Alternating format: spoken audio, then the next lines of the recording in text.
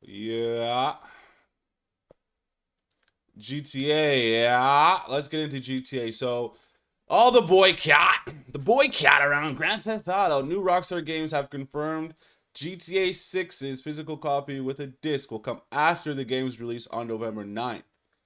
Game stores have refused to sell any physical version that won't come with a disc. Wow. What's even playing here? You guys, you guys are just playing random music? Why do people still want to use this? You can download everything. Make it make sense. No, you idiot! You're not a real gamer. We love to collect our games. It's about the collecting aspect. Now, let's listen to PBD spew nonsense as he usually does. I'm a numbers guy. I'm a numbers guy, okay? I'm a numbers guy, okay? So, rumor has it reportedly that GTA has surpassed 39 million pre-order sales and is now at an estimated $3 billion, okay, in revenue. Now, mind you, the game isn't even out yet, and there's nothing that confirms that the game might come out on the 19th. It might completely get fucked up, the sort of glitches and stuff that need to be fixed. You guys know what happens to games when they get rushed to the market, bro. The patchwork is ridiculous. But $3 billion is nothing to laugh at, man. This thing already grossed more than most major films. Pre-order sales, $3 billion in revenue, Vinny. Dear. GTA 6 has reportedly surpassed 39 million pre-order sales and $3 billion in revenue. Nobody knows anything about the game yet. They haven't even told you what's going to happen. No, shut up. Nobody even knows about the game yet. I'm a numbers guy. We're here for the numbers. I'm a numbers guy. Nobody knows about the game. PBD, of course we know about the game. That's why it has $3 billion in revenue. What are you talking about? Why would a game generate billions if nobody knew anything about it? Of course, okay? The ultimate and the regular standard edition, you have to be stupid to not get the ultimate version. $100? Come on, man. Quit playing with me. PBD, numbers guy. It's already there, okay? The biggest release ever, and the game doesn't come out till November. Okay. Insanity when you think about this. Insanity. I'm a numbers guy. They're talking about this is going to be the biggest hit ever. Raymond James and Andrew Barrick say the pricing is broadly in line with expectations. He believes $80 is reasonable despite exceeding the industry's current $70 standard. If there's one game that can price at $80 without garnering significant player pushback, it's Grand Theft Auto 6. That's true. They knew that they could put any price tag on this and we would buy it. If the game was $150, listen to me real quick. If the game was $150, we'd all would make fun of it and say, it's so expensive. We'd all boycott it. But as soon as the game dropped, everyone would buy it. If the game was $150, I'm telling you right now, $150, you either download it or you get the CD, whatever you like, and it's $150. I'm telling you right now, people would buy it. It wouldn't even affect the sales at all. It would just drum up concern about niggas being broke.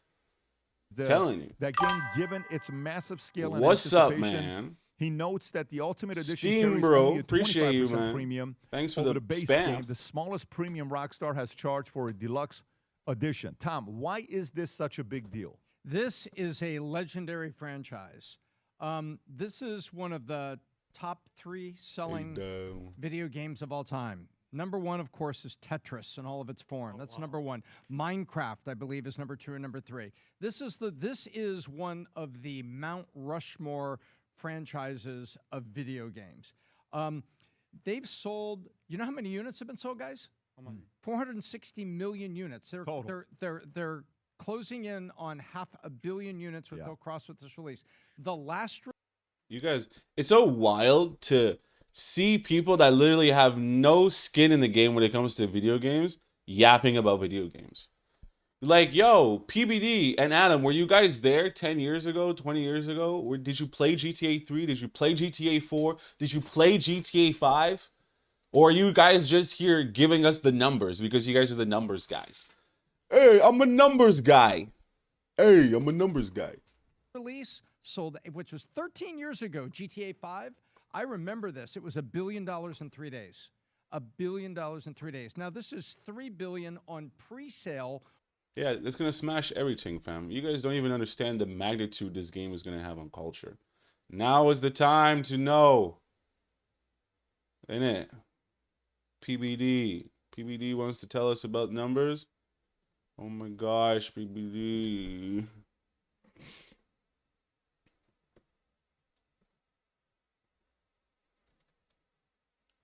Mmm. Mmm. Waiting to go. Yeah, that's so cool, guys. I'm so cool. I'm so happy. Oh no, PBD. PBD just put on a YouTube video and try to regurgitate the information to us. Oh, PBD. Oh, PBD. He's a numbers guy. You guys, he's a numbers guy. If anyone's going to tell us about how amazing GTA is, it's obviously going to be a political money streamer. He has all our best interests at heart. Idiots. All right, guys, let's get into this. Today's video, what we got? We got retailers boycott GTA 6, face backlash. I mean, yeah, we just saw PBD break the numbers down, but I think this man here might have a different perspective. It has been just a wild 24 hours when it comes to Grand Theft Auto 6, one of the most highly anticipated games of all time. Rockstar Games obviously gave us a couple looks at different aspects of the game, as well as a massive info dump, but they also stirred up just a ton of controversy when it comes to various aspects of this game, whether that be the pricing, whether that be the paywalled content behind the Ultimate Edition. It's a lot right now, and even the downgrade concerns was something that happened the other day with the little 10-second clip that they shared. It's just not slowing down. This game has so much pressure on it, and it feels like a moment in time which Rockstar Games really can't afford to be this silent on everything. But hey, look, maybe the fact that everybody's talking about this game, maybe that's all they want. More publicity is good publicity. Isn't that something like the saying? And even right now, their partnership with PlayStation, they are going all out. GTA 6 has taken over the PS5 home screen. I've never seen them do this for even any of their first-party games, whether that be God of War, Last of Us, any of that. None of their franchises. It just shows you how massive. Because everybody wants a piece of the franchise, fam. Let's go. So this game is to them, and how they understand that this is going to drive just tons of sales. That even like when you load up your PlayStation 5, somebody showed that there's a massive 6 symbol that shows up for GTA 6. That's just crazy. Never seen that with any of these other franchises. They really want to take over. Like the propaganda for GTA right now, man, they are paying everyone to make sure this game goes crazy on the consoles. How you gonna boot up the PlayStation and then the GTA 6 logo is gonna blast you in the face and tell you, yo, fam, don't forget, in 4 months, you gotta pick this game up. Don't be a loser. And then even they updated their PlayStation app to have like a PlayStation-inspired Grand Theft Auto 6 logo. And they obviously are flaunting the fact that it plays best on PlayStation 5. That is something that they're going heavy into marketing. And it really is... Really? No. Because I wanted to get this on the Xbox. I said, yo, if I'm going to get back into gaming after a 10-year hiatus, it's going to be on the Xbox. And then now you niggas are telling me, no, the gaming experience is going to be the best on the PlayStation? A PlayStation? The hideous console? The most hideous console on the market right now? God. The PlayStation is so ugly, man. It looks like the Burj Mahal Tower. You want me to boot up this ugly system in my room and play this beautiful game called GTA? Jesus. Where's Xbox when you need them? Huh? Interesting, though, I have to say, because they actually took down this post for a little bit of time. Some people thought, oh, did they make a mistake in that regard? It was actually the graphic, because the original graphic accidentally showed that, well, they had the old logo, but the big thing is they showed the wrong PlayStation 5 console. They needed to use the digital-only edition because they needed people to understand that this is a digital-only game, which... Right. So see, they're already so confused at the office. Huh? They're going to say, oh, it's digital only. And then the boycotters are going to say, no. We ain't selling games without discs, bro. What is that? It's just a hilarious blunder, to say at the very least. But yes, the controversy it's not slowing down. The ramifications from Rockstar Games' decision to have a physical-only launch for Grand Theft Auto 6 is going to have a ripple effect throughout the AAA games industry. Daniel Amata, games analyst, said, but it's worth understanding there's a difference between having a retail presence and having a physical disc sold at retail. Going forward, more publishers will conclude they only need the former. And that is just a disappointing outcome from all this, because physical media is already being phased out, and Grand Theft Auto 6 could be the game that just continues to accelerate that destruction. Furthermore, other individuals also pointing out that one of the other bigger issues with this is a code in a box means you can't resell. You absolutely can't buy this game used at all. Not even game key cards go that far. Also, wait. Oh, okay. Yeah, this makes it so the game has no resale value, right? Once you buy it, it's over. Once you buy it, it's done. because that code only goes to one specific user, right, to download the game. So it's a PC model without releasing to PC until later. What sense does that make? It's the Rockstar Games model. They think that this is how they're going to maximize profits, and I think that we're probably going to get a physical version eventually. It's just going to come who knows how long down, after launch. And there's some rumors we're going to get into that have some little sketchy credibility that indicate that, yeah, there's going to be a physical launch at some point. I just don't know. Yikes. It's going to be anytime soon. And you got to remember, we don't have the PC version. Next-gen consoles are quickly approaching. So many different opportunities for Rockstar Games to sell more editions of Grand Theft Auto 6 and maximize profits like they did with GTA 5 back in the day, which has to be a goal here. And then there's the paywall content is also something people... So if we're getting this right, if we are understanding this correctly, guys, we are getting ready for the biggest game ever, right? But in correlation to getting ready to the biggest game ever, we are also getting ready for the biggest money milking we have ever seen in our lives, right? Sure, they'll get you first. It's incremental. First, they're going to get you with 2 versions. And then they're going to get us with, then the physical version comes out later. First, they want you digitally first. And then the physical will come out. Sure, maybe you could get that. Maybe your console will have enough space to boot that up. Maybe. And then what? First, it's just a single-player user experience, and then the online comes years after. So we're going to wait like 4 or 5 years to play GTA Online? By the time GTA Online comes on, the new PlayStation consoles, the 6 and the new Xbox will come out. And then what are we supposed to do? We already bought it. We're supposed to buy a new console and then buy the game again on the new console to be able to play online? You guys need to understand what they are setting up here, bro. They are setting up the craziest domino effect where everyone is going to get screwed. You're going to get screwed out, like, bro, trust me, man. Trust me, daddy, when I tell you, people are going to end up spending minimum $1,000 on GTA. Minimum. There's going to be a lot of money lost throughout this chaos. Continue to criticize the viral tweets, locking down Miami's iconic big rim dunk cars behind a paywall after using them to market the game is straight up disgusting, not gonna lie. I'm gonna hope that there's other cars with similar wheels and such, but again, it's just a lack of clarity here, and we don't know so much about this experience.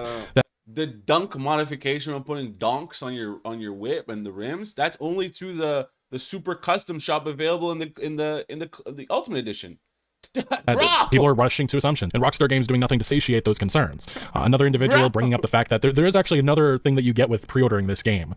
It's a 1 month of GTA Plus, but if you redeem it, ensure that you turn off any auto renewal, which I guess is something that happens. I don't know how that's legal, how that is, but that's apparently a thing. So be careful if you are going that path. One individual saying giving you a month free with your pre-order, but leaving auto renewal on by default is effing scumbag behavior. And furthermore, though, this is where things just get really crazy. First of all, the majority of apps and different programs, when you try their trial version, it automatically does that. You have to remember yourself to come in and cancel it, or else you automatically get charged. So in case you forget a day or two later, it's too late. They've already charged your credit card and made money off your mistake. Oh my goodness. You can't just walk around life blindly. Don't walk around life blindly. You'll be remiss to realize that most people are trying to screw us over. We're actually having game retailers that are now saying that they will refuse to sell Grand Theft Auto 6 until there is a disc. At least one of the companies has confirmed it will sell the big open world game once a real physical copy is available. This is one of them. This is one of the biggest independent video game retailers that exists still. Not many of them, but they said, as gamers and retailers, we recognize that GTA 6 is poised to be one of the biggest entertainment launches in history. The excitement surrounding this release is unprecedented, and we understand why so many customers are eagerly anticipating its arrival. For nearly 40 years, VGP, Video Game Plus, has been committed to supporting a physical media and preserving the value of physical game ownership. As part of that commitment, our company policy is that we do not carry physical products for game consoles that contain only a digital download code. Based on this information currently available, the physical release of GTA 6 obviously is a code-in-a-box product. As a result, we will not be offering for sale under our current company policy. We want to be clear that this decision is not a reflection of the game itself. We have a tremendous respect for Rockstar Games and the incredible achievement that Grand Theft Auto 6 represents. And then yes, they say if it eventually comes out a physical version, they'll sell it, but not right now. Another independent retailer, Lootbox Gaming, saying we're closely following the GTA 6 physical release. You know, there's two things that could happen here. This could affect the release, or GTA could honestly just throw the middle finger up to everybody. They could easily just do that and say, well, we're going to wait on 4 or 5 box stores to want CDs, or we could just release it digitally and we can already make money. I think they are really going to just show you how much they don't care about the little mom and pop, and they're just going to release it digitally. Watch. That's my prediction, bro. My prediction is that there's going to be a lot of niggas crying when this game comes out, because they're going to realize that they're going to need to shell out so much money for this game. Situation. We've yet to receive full details on our end, but assuming the information about Code in a Box is... Personally, for me, I don't care. I don't care. That's why I'm making the content around GTA months before it drops. because I understand that this game has the potential to make lots of money, not like through the role playing, but just through the content and the trending nature of this topic. True, we will not be supporting the release of GTA 6. When we started LBG, it was out of love for our favorite form of media gaming, as well as the preservation of said media. If a product can't honor the people who pay their hard-earned money to purchase it, then we have no business trying to sell it to our customers, whom we value above anything else. And apparently in South Africa, local retailers have said that GTA 6 pre-order numbers so far in the country are abysmal. The code in the box is the worst thing that could have happened locally. If the game had a disc, we would have seen hundreds of orders within hours, yet some stores are sitting on single-digit numbers. And it does have to be mentioned, there is a rumor going viral this morning. I'm sure some people have already commented, and it's the fact that there's a supposed insider that says GTA 6 disc version will reportedly be coming in December. Insider claims. They suggest the code in the box version will only be the first production run. The issue with this source, and every part of games media is running with it, this individual was banned on the GTA forums for a period of time because they backed and they wanted to put money on the Best Buy leak that was inaccurate about a month or so ago. So they have a sketchy track record, and what they reported like back in the past also wasn't exactly in line with what happened. The point is, this is a sketchy source. I think we all believe that eventually Grand Theft Auto 6 is going to get a physical edition. We just don't know how long after launch it's going to be. That is a question that will remain for some time. But it does need to be mentioned that people are now hitting up Rock. Yeah, because I get the digital aspect. I get it. Everything's digital. Even my computer doesn't have a CD drive, so I get it. But I will say this. Just to get that money right in the door right away to recoup costs for production, I can see where that makes sense, you know? It's why we had monthly subscription offers and then they started annual. Because the faster you can get money in on the top end, the faster you can use it to recoup research and development, pay employees, pay distributors, pay suppliers. It's a whole, like, you guys just can't look at everything from a consumer mindset, okay? Like goyim. You got to look at things from a business mindset as well too. It's very important. Rockstar support, trying to get them to give them insider information. And one conversation from the Rockstar support team said, yeah, a physical copy is going to be coming in the following months. The problem I have is, again, these support people don't know anything. This is a customer service team, maybe even AI. I just think people really need to understand that this is not in the cards right now. Hopefully down the line they will. It's just, if you go to Rockstar's own website right now, it's actually kind of insane. They're saying that the code in the box is a limited thing. It's while supplies last run. That is just insane. Once stock runs out, there won't be more pre-order if you want that physical copy, which is literally just a box. Maybe you'll have a map in it. Maybe if Rockstar Games is generous enough like they were years ago, I don't know if they will be. It literally just might be an empty box with a code in it. I don't like that. I don't like that precedent, and I understand that many other developers, many other publishers have been going about that route. But when the biggest game of all time is doing that, it definitely is going to have ramifications that are felt for years to come. And on the other side of this, there was a lot of discussion lately from people saying like midnight launch is going to be one of the biggest things ever. We haven't had this happen in years. Even Jake Baldino was talking about it, and he was talking about the disappointment that it's kind of pointless now. With GTA 6 launching as an all-digital affair, I can't help but think back on how fun midnight releases were. And yeah, he says he misses this part, and I think that was going to happen. No matter what, people were going to go out of their way to get that physical copy. Now, a lot less people are going to be interested. And I understand some people are still going to say like, look, those. Listen, I don't know about camping out for that. I think that's a thing of the past. We don't need to camp out anymore, guys. We don't need to do that anymore. You guys can stay inside and be goyim indoors. You know, you don't need to destroy yourselves like that. It's not a good way to go about it. The goyim are crying over Grand Theft Auto. The goyim. The crazy thing about it, man, is just like with anything. Most people are going to find a way to profit off of it, and most people are just going to live a very sad and depressed life as they sink hours and hours into GTA that they'll never get back. Falling further into debt to customize their so-called characters. Oh, goodness gracious. I don't know, man. I don't know. I don't know what to tell you. Hold on, there was yeah, let's get into in the 2000s. Whoa, easy guys. We got a lot to get into today. You guys remember Dat Piff? I'm not talking about blowing J's, bro. I'm talking about mixtapes, dog. 2010s, Dat Piff came out as one of the most influential platforms in all of rap. If you're a fan, you remember the day. This nigga looks like he made the site for Dat Piff. Like, why does he have the same gradient and color lighting as the Dat Piff's home screen? You guys remember the Dat Piff home screen? This nigga has the same highlights as the logo. Days of scouring the site to discover new artists and check out new drops. Despite this history, by the mid-2010s, Dat Piff's influence absolutely tanked. It went from the center of music discovery to a barely functional archive site for old mixtapes. Bro, this site is so good. I even have I uploaded my own mixtape on Dat Piff. That's how, at the time, that's how important it was to culture. Alongside sites as World Star Hip Hop and everything like that, Dat Piff was the thing, bro. Like, aside from official artist tapes, like, you had people that would just, DJs and stuff that would upload their own tapes. I'm telling you, this whole reason why this culture died is because They took away the essence of creativity, of having your own music taste. Music taste used to be so important. It used to be pivotal for culture. Pivotal, right? When passing the aux to somebody would create an opportunity for discovery. Whereas now, when you pass the aux to somebody, we're all sharing and integrated all the same algorithm. We're all sharing the same small pool of music. This allows you to scour the internet for hidden gems you would probably never find. Right? Such even LimeWire, days of such of, oh, the Snoop Dogg remix with P. Diddy and all these things that people would just make themselves. And now they just said, hey guys, hey user, you don't need to make anything. We'll make it for you. They made us stupider and stupider day by day.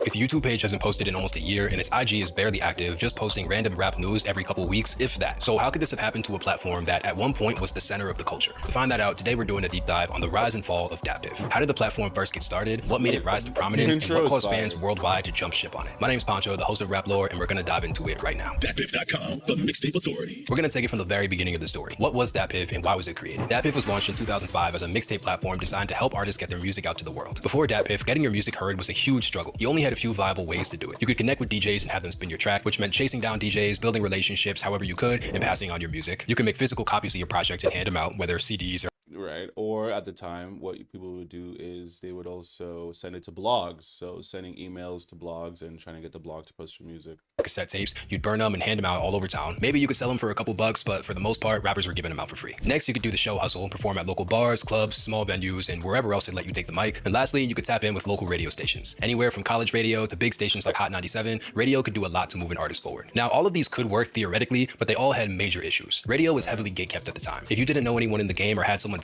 yeah, then you were screwed. Also, secondly, a lot of times when it comes down to it, radio promo requires cash. You gotta have a radio promoter, minimum at least $5,000 for a radio promoter.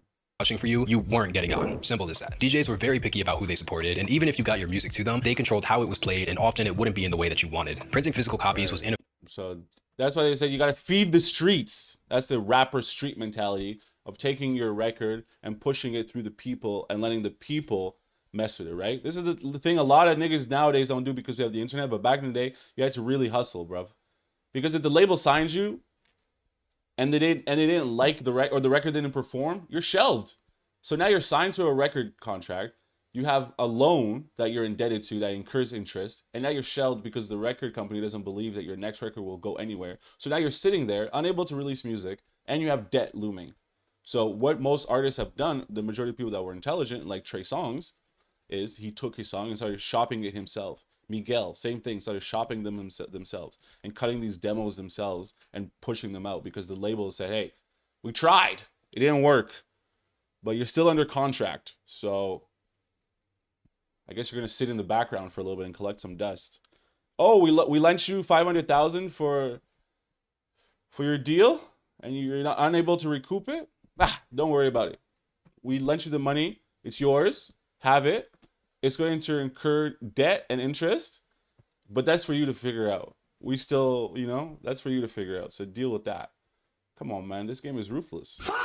efficient and expensive, often creating huge losses for artists that they couldn't afford. And shows could be cool, but unless you were touring and doing big venues, it really wouldn't do much for you. That local 150 cap venue wouldn't really move the needle for a rapper. There was one other wildcard option, LimeWire, the infamous peer-to-peer file sharing site. People definitely use this to share and spread music, but the reality is it was unreliable, chaotic, and extremely illegal. So illegal that in 2010, the federal government swooped down and got them out of here. All that to say, the avenues artists had to get themselves out there weren't the greatest. Two men from Philly, Marcus Fraser and Kyle KP Relly, recognized this pain rappers face and built what they believed was a solution, DatPiff. DatPiff was made to bypass all the headaches of promoting music. All an artist had to do was sign up, upload a project, pick the genre, release date, cover art, add features, and send it off. The whole process could take as little as 15 minutes. This was game-changing for rappers. A process that used to take relentless hustle, money, and luck could now be done free of charge during a UPS shift lunch break. After the projects were uploaded, artists would take their links and post them all over their socials, Twitters, forums, blogs, and even MySpace while it was still a thing. The goal was to get as many downloads and listens as possible so the platform would push the project out further. DatPiff also had a ranking system within its platform. If a record was popular, it could get marked with one of three labels: hot if it was trending, featured if DatPiff staff manually picked it out, and certified after it hit milestones like 1 million downloads. Having a hot or featured project on DatPiff could be life-changing for an artist. It wouldn't give them money because everything on the platform was free, but the promotion could take an artist from the underground to the limelight overnight. Artists big and small recognized DatPiff's potential. It's free. It's free, right? but they still make money off the AdSense through all the traffic, and they also make money through all the uploads, because to upload your own thing and to have it on the front page with that piv, I think at the time it was like $75 or something. And started shifting their focus to building a buzz on the platform. The biggest artists that made noise in the early DatPiff era mostly came from Atlanta's Trap Trinity, Gucci Mane, T.I., and Jeezy. Gucci was a standout among them in the mixtape scene, especially in the late 2000s. In 2009 alone, he dropped Writing on the Wall, Bird Money, The Movie Part 2, and The Bird Print. Fabulous is another artist from Bedside, Brooklyn, who made noise during this era. He launched his There Is No Competition series in the late 2000s that, to this day, a lot of fans say is better than his studio albums. However, none of these rappers were as big in the 2000s mixtape scene as Lil Wayne. Wayne's mixtape run in the 2000s was surreal. You had the Dedication series 1 through 3, the W Carter Collection, the Drought 3, and No Ceilings. That also doesn't include the full-length albums he put out in this time, like the Carter 2 and 3, like Father Like Son, the Rockstar album Rebirth, and I'm Not a Human Being. I don't think people realize how crazy Wayne's work ethic was during this time. That is an insane resume to have in just a few years. Anyways, it wasn't just the artists that popped off in the early DatPiff era. DJs who hosted the mixtapes also built big names by attaching themselves to these projects. Right, exactly. And that whole DJ thematic thing is how we got the Trapaholics mixtape, Gangsta Grill series. It was, everyone was sort of curating their own sounds, and also through these tapes, there was a lot of discovery being done. You would discover all new artists. You would discover artists such as B.O.B. or early tapes on Kid Cudi. You would discover, right, through the DatPiff platform. What was it, 10 Deep or whatever? Wale, Kid Cudi, 10 Deep, LRG. These were like, this is the time when like clothing brands were producing artists and putting artists on like on mixtapes and stuff.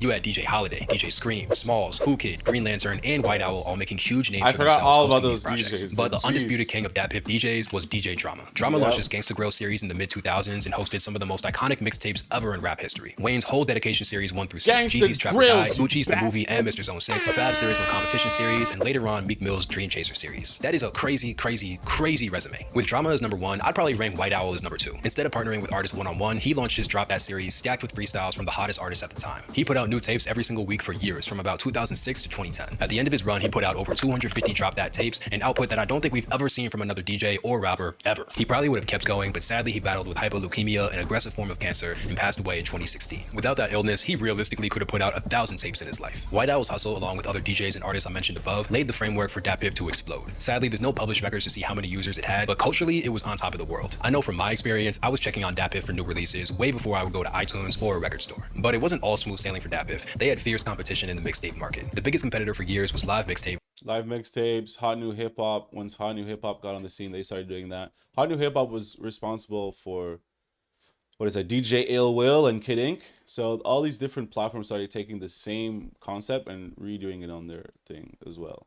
A very similar platform that launched in 2006. Live Mixtapes focused heavily on Southern hip-hop and often had exclusive drops from Atlanta rappers. Despite Live Mixtapes having the South on lock, DatPiff stayed number 1 globally and kept winning going into the 2010s. This decade kicked off a new wave of artists coming through and taking over the mixtape game. The biggest ones were Wiz Khalifa with Cushion Orange Juice, the Cabin Fever series, Taylor Allardyce, and Cabin Fever, bro. Cabin Fever has the one track. What is it? Numbers. And then we got the phone numbers. I look at my check, it look like phone numbers. Oh my God. The beat on that. Stupid. Hold on. Let's take a detour. Let's take a detour. This is what? We're 9.5 minutes in the video. If you made it to the end of the video, then this is a little Easter egg that you get. Let's check out this track. Just really quickly. Phone numbers with... Right, this track is with Tater Truth. Oh my goodness.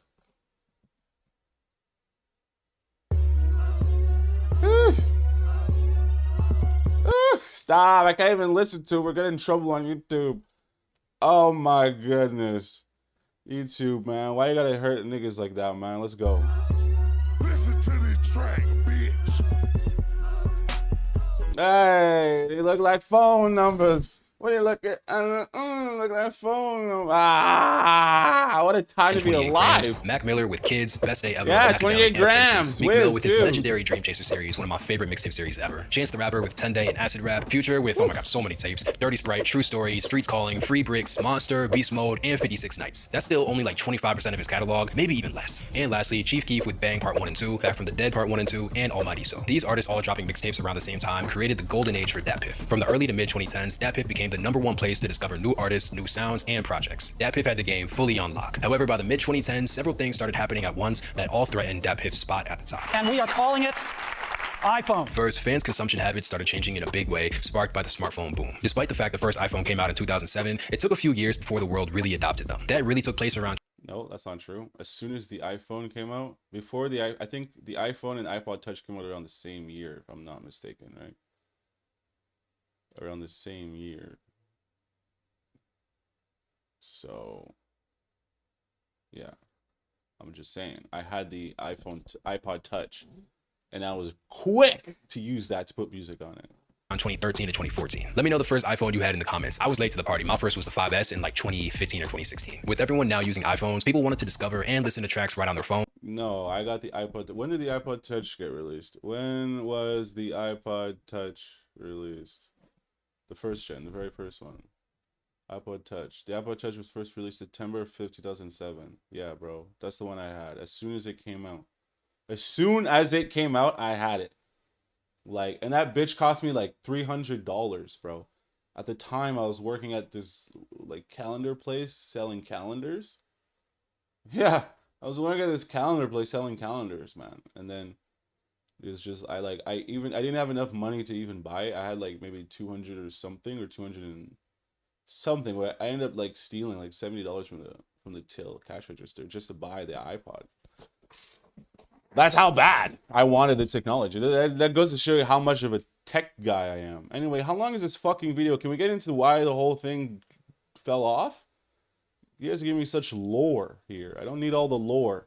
To have it running as lean as possible and then fill the whole thing head to toe with ads. This keeps the cost tiny while milking the platform for every dollar possible. They ran the same play with Kick, Whisper, Genius, Imgur, and now DatPiff. A brand selling to Media Lab is basically them waving the white flag. When the business becomes too f***ed up to run, Media Lab swoops in to exploit it. This really put the nail in the coffin for DatPiff. Media Lab laid off the entire growth team and moved all their energy towards preserving the site history. The platform became so neglected that in March of 2023, the whole site went down for a month and a half. Fans everywhere thought it was the end. DatPiff came out and said tech problems caused the shutdown, but the well, it looks like tech problems caused the shutdown of this video, guys. This is a 13-minute long video. In the end, we don't even know what the fuck happened to it. Everything froze. So I don't know what to tell you guys, but sorry, DatPiff. What happened to DatPiff? What happened to DatPiff, boys? DatPiff. All right, guys. Not sure what's going on, but let's see if we can fix it, because reality was very, very different. What really happened is they teamed up with a site called Internet Archive to save and protect their catalog for years to come. The goal was to get its 300,000 plus mixtapes off of the platform and host it another place. That way they wouldn't have to pay crazy storage and bandwidth fees for the site, cutting costs even further. When this was done in late 2023, Media Lab officially let the site die. If you visit it today, you're met with this corporate message front and center. Embrace the next generation of DatPiff. We're evolving beyond our website and app to take DatPiff to the next generation. While we're working away on the next iteration of DatPiff, we've partnered with archive.org to continue to make the library accessible. We'll have more to share soon, but in the meantime, make sure to follow us on YouTube and Instagram to stay on top of new mixtape releases. Click the button below to be redirected to archive.org, and if you have any questions, please reach out here. Given the fact that this message has been there for over 2 years and the socials are complete. Okay, we get it. DatPiff is gone. Jesus Christ, man. It's completely disorganized right now with these videos I was trying to show y'all, man. What the fuck, bro? What was that about, man? All right, let's get into this next one. What was that about? The complete and collapse of DatPiff? Sheesh. You guys need to calm down. Yo. Enough look like phone numbers. Busted trafficking, insane haul, napping in his Rolls Royce. Midwest safety, let's go. I think. Yes, I can. I know my right. No, first of all, she's seen cocaine in here. Whoa. So this is what I saw. Hey, yo! Wow, what a way to start this video. This guy said, hey, I'm not going to do just like a couple of little lines. I'm going to have enough to take down an entire police force. She's seen cocaine in here. Nigga. Nigga. Look how much you have here. And this is what I always tell niggas, bro. When it comes to vices, you always got to have a kit. You know? So this is what I saw. What's up, man? I ain't on my car. Stop it. You have in the car with guns. So put your feet in. I like how this guy, even when he's fully detained, he's still going to try to run. Look, she's not even having a tough time doing this. She probably has 30 pounds on the man's. Are you out of your mind? No, I'm sorry, bro. On October 14, 2025, a St. Petersburg police officer in Florida responded to an apartment complex parking lot after a concerned resident reported a man passed out inside a Rolls-Royce with the door open. When she arrived and spotted drugs and a loaded rifle in plain view. Rogue, fugitive, and rogue enforcer. Sorry, guys. I thought it was Midwest Safety. Let's get back to it. Beside the man, she quickly called for backup, and as officers moved in on the suspect, what they did not know yet was that this call was about to turn into one of the biggest drug and firearm busts of their careers. Hands up and keep them on top of the keep All right, back up. Keep them up on top of the car. I'm just detain you real quick. Just you're not arrested. Relax, you're not arrested. You know what's crazy? The crazy thing is, like, there's people in this world that work their whole lives to have, like, just like the bare minimum. They work their whole lives just trying to be good citizens, good folk of the world. They don't have much. They probably have a couple of dollars living paycheck to paycheck, but they're really good people, you know? They go to church, they help you out, they share, and they have nothing. And this dirtbag degenerate, he has himself an entire pretty much small vanity mirror suitcase filled with blow. He's driving a Rolls Royce. He's in what seems to be boxer shorts, and like, he's an absolute degenerate, and he has it all. Wow. When they say life isn't fair, they're not lying. You're detained for safety, okay? Thank you. You understand why we act because you aren't, all right? Thank you. You have a rifle in the front. Yeah, you're cool. I got it. Back up. Over here. I'm trying to be popular. I'm leaving my car up and my wife will start fighting. Hey, you got going on here? Jesus Christ. Let's chill. Jesus Christ. What is this, cocaine too? No, bro. It's marijuana. Oh, yeah. I have a dispensary. Like, I got you. All right, cool. I don't want to be hurt. I don't want you hurt either. Yeah, bro. Some samples of weed, like.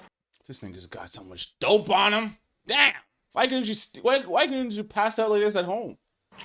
Like, why are you parked in this neighborhood? Okay, I can get another unit out here with a voice printer.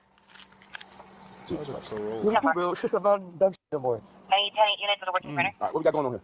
What you got? What's in the bag? What? Okay, just chill. We busy right now. 5 rack. Was your printer working? Listen, what? I got shit going on. Like, I can't go no time for this. You got time for it? What? You got time for it now? Listen, no. You can't go in my car. Yes, I can. I know my rights. No. First of all, Okay.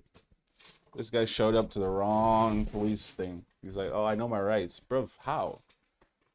You're going to say, oh, the police can't search your car? No, if they have a reason to, they can. That's how that rule kind of works. It's a weird lossy rule because, yeah, unless you accept the search, technically they can't actually search it. But by then you refusing to do the search, then it can raise suspicion, and then they can do the search. I don't know if I'm right or wrong about that, but if I am or whatever, I might be missing some details. But leave it in the comments. Let's go.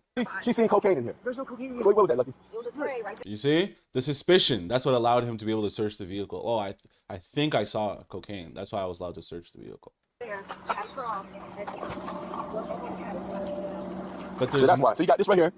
This give us probable cause. Look at this. See that? See? That's what I told you guys. They need probable cause. If they ask you to search your vehicle, you say, "Yo, nigga, fuck off." They can't do anything. They'll have to come back with a warrant.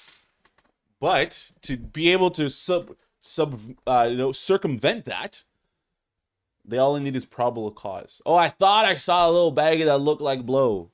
Probable cause. It's diamonds. That gave me put it in my car. Put it back in my car. This nigga has enough drogas for an entire home, senior home. And on top of that, he has a Rolls Royce, a $300,000 car. And then, on top of that, he has a little satchel filled with diamonds.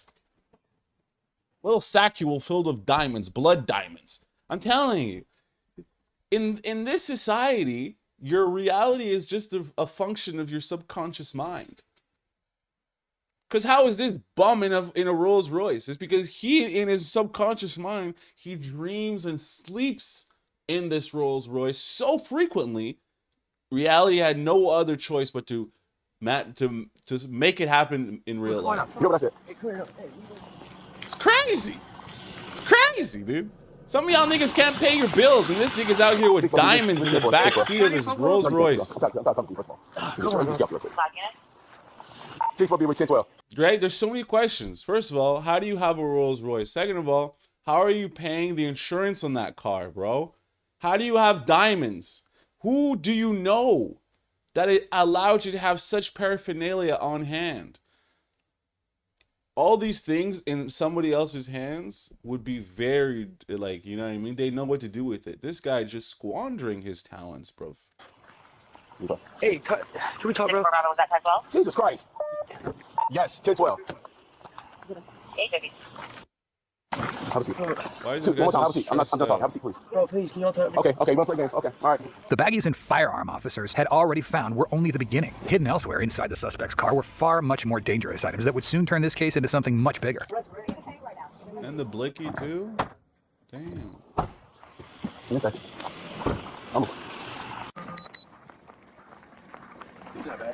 Bro, you're gonna give me a seizure. Chill out, dog. Why are you walking like that? He's got a blade, he's got a blicky, he's got it all. What the f? Well, any fine. Wow, what was that? What the f? Oh, wow. That's what I told you. I was waiting for you.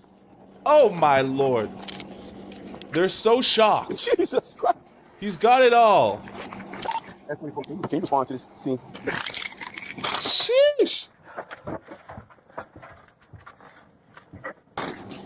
Oh, look. Jesus Christ. I don't know what. Oh, Jesus. He got a mag. So this is what I seen. So I seen. Okay. The fact that he's trying to escape is crazy to me, dude. Dude, you're hurting me. Like, I'm hurt by watching you trying to escape. Yo, help! Hey! Hey! Hey! There's one thing you don't want is finding your name written in some sort of drug peddler's notebook. Oh, Mike. Now they're gonna go track down who this Mike guy was. Help! Hey! We got behind 225. All right, and we got behind 225. 225. He's banging on the window. 25 for my bike. Help! Help! Hey, bro. 25 for my bike. Catch this person down if you can join them, please. Oh. 6 for Robbie. You guys said. Bro. The worst part about this is always kind of like, what's the context? I wish we had context. I wish we knew how this guy chilling in the parking lot got completely surrounded by police. Because that's always important to know. Like, what did he do to screw up his beautiful life that he was living? Hey, man, what's up with all the guns in there? I bet you anything, a lot of the times, I bet you sometimes, that's why the seats back there are plastic. I bet you a lot of niggas piss themselves back there, bro. Whatever. I'm in my car right now. Okay, we got called out here. I'm saying what happened. We got called out here because it's passed out in the car. You see? I knew it! This is the mistake. This is the mistake a lot of y'all niggas make, bro. You get caught by doing the most stupidest thing. Like the dumbest thing that you should have never been caught for. The reason the police got called on this guy is because he was sleeping in his car. He was passed out in his car. Now, mind you, everything that he could have done here, he could have done it at his house. Unless the Rolls Royce is his house, it has the value of a home. But why doing it in this random parking lot? You could have done it anywhere. You could have passed out doing your drogas in front of your house. You would have been fine. This guy's, no, mistake. It's always the stupidest thing. That's why we got called out here, right? So when officer approached the car, she sees a rifle. Yeah, I know. And she seen white powdery substance in the back seat. So that's what I came up. That's what we came up. Mistake, dude. How you gonna have all the weapons and the drogas just open in the vehicle? If you're gonna do your ting, do it and then wrap it up, put it away, secure in a ting, and then all anybody can say when they see you, oh, he's passed out. And then if the police come, they wake you up. Why you passed out? Oh, I'm on my way to XYZ. I'm going far away. Right? I'm going far away, and this is just a stop for me to rest so I can go. Okay, that's fine. Even then, like, what, you just, this nigga's going on what, some sort of like safari excursion, doing different drogas in different parking lots? What an idiot. He did, right? So don't bang my window. I know. What's your name, first of all? You a felon? No. Okay, who guns? What's guns?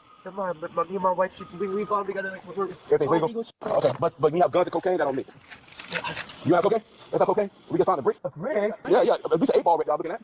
Damn! So that's not yours? That's personal, no problem. I slipped up, I'm an addict, bro. That's personal.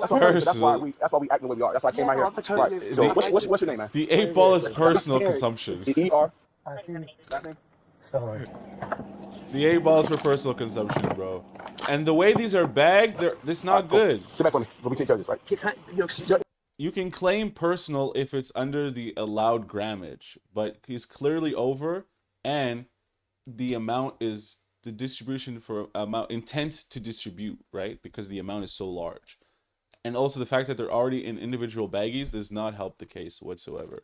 It already looks like he was already ready to pedal to work. Can you fix my... Give me a second. You sit back. You stop moving. I will. I got you. Thank you. Hey, bro. I know the universe me, bro. I need you to run for me. But let me show you something. The universe ain't doing nothing. I didn't know how to operate. I know you can build weapons. Hey, bro. Keep that real quick. Hey, no. Hey. Yo. Look at this shit. Look at this. This is someone, right? He really doesn't want him to find the rest. Do a thorough search of the vehicle. I don't even know how to make that safe. I got you. Yeah. So, yeah, put gloves on though. Hey, make this revolvers. Yeah, make all that. Oh, wow. What else did you find? Oh my God. Oh, man. I guess the only thing left for a nigga to do is buy himself a brand new Rolls Royce. It probably came with all that, to be honest. He did say it wasn't his. Bro! Must be property of Rolls Royce. They probably give you all that. Dude! Oh, you're buying a new Rolls Royce? No problem. Here's a bunch of firearms and recreational drug gas for you to use. I'm trying to tell you something! What are you trying to tell him? Yeah. Be funny if they called him over and then the car exploded. No police officers hurt, of course, but he made the car explode. I'm not trying to. I was trying to talk to you. What do you want? What do you want to do? Give me a second. I'm trying to we got guns and drugs out here. I'm trying to make everybody safe right now, right? Stop kicking on my door. Stop it. I have a medical emergency. Okay. No, please stop. Bro, Fire rescue is coming. We're trying to make it stand up. Fire rescue can move in. Sir, we got guns. We got guns out here.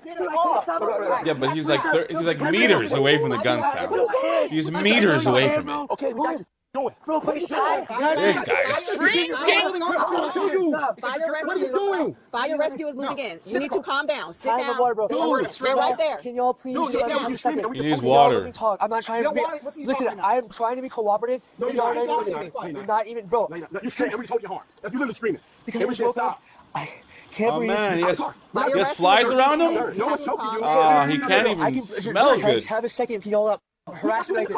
Bro, you closed me without even talking about outside. We don't want to talk to you. I understand. I know my rights. You're begging. Your right is you have cocaine in a car with guns. We're trying to make it safe. That was my vision. Okay, I was in my car. That is my place of. Look, He's kicking on everything. I can't be in the car. Do you need medical? Do you need medical? Okay, they're right there. Running, bro. Let's go. Come on. I'm not running. Please stop, bro. No. We're just grabbing you.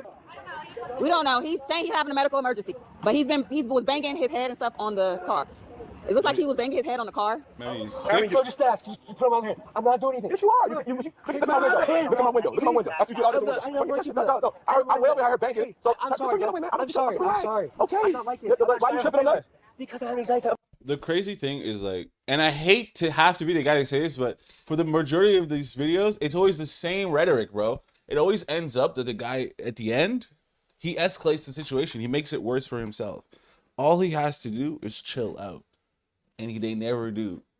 All he has to do is chill out. This guy just escalating. From having the droll gas to now what? Resisting arrest, endangering an officer, damaging of, municipality vehicles. Don't take this lightly, bro. Okay, but we're not doing nothing. I cried. Look at my hand. You are grabbing the of my hand. It's broken. Can you all grab my wallet? It's broken? Can you hang out by the car because the gun's over there? What is up with this whole guns thing? You scared of guns? The guns? Lucky get him. Hey, Lars, Rob, all right. He got a Draco. We're 15 minutes in. I'm trying to see if we walk in. I just seen all this stuff out here, man. What? How is this gonna Yeah, escalate? so we come up, she called me out. We saw you waking up. That's when we said, hey, man, show your hand this week. All right. Officer Johnson. Right. Bro, Go over. wow. I'll bring the water. So just have a seat. I gotta strap you in because car policy. I gotta make sure you're. So what's going on next? We're gonna go talk to the detectives. So go put your feet in. What happened? Can I take one of those paper bags? All right, I'm assuming since his medical card isn't any good, that makes this another felony. What the? Hootie. Damn. Vape pen, THC, but his card is expired. Is that another felony? Hey! Damn! Vape pen THC with the medical card ran out, so now it's a felony. Oh man! Ah, this is just crazy. You know what's crazy is nothing is random. Nothing is random. Like the buildup of just like felony after felony after crime after thing.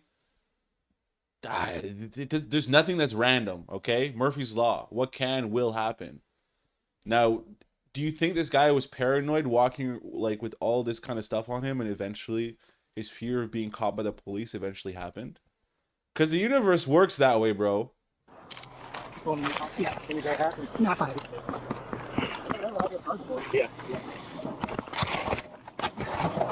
Bro, these niggas went to the bar after this. After officers fully searched the suspect, 23-year-old Eric Stallings in his Rolls Royce, which was essentially a drug and gun supermarket on 4 wheels, they recovered large quantities of methamphetamine, cocaine, heroin, mushrooms, marijuana, and other controlled substances. Haul of the century.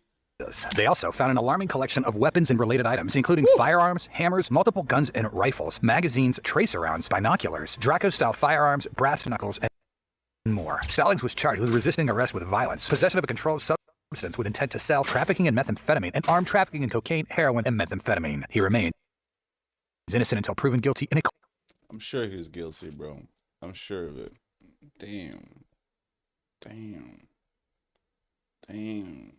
That guy had enough to take down, like... you know what I'm saying? That guy had enough to take down... God damn, man. God damn. Like, nigga had goddamn enough drogas to take down the whole... Everybody, dude.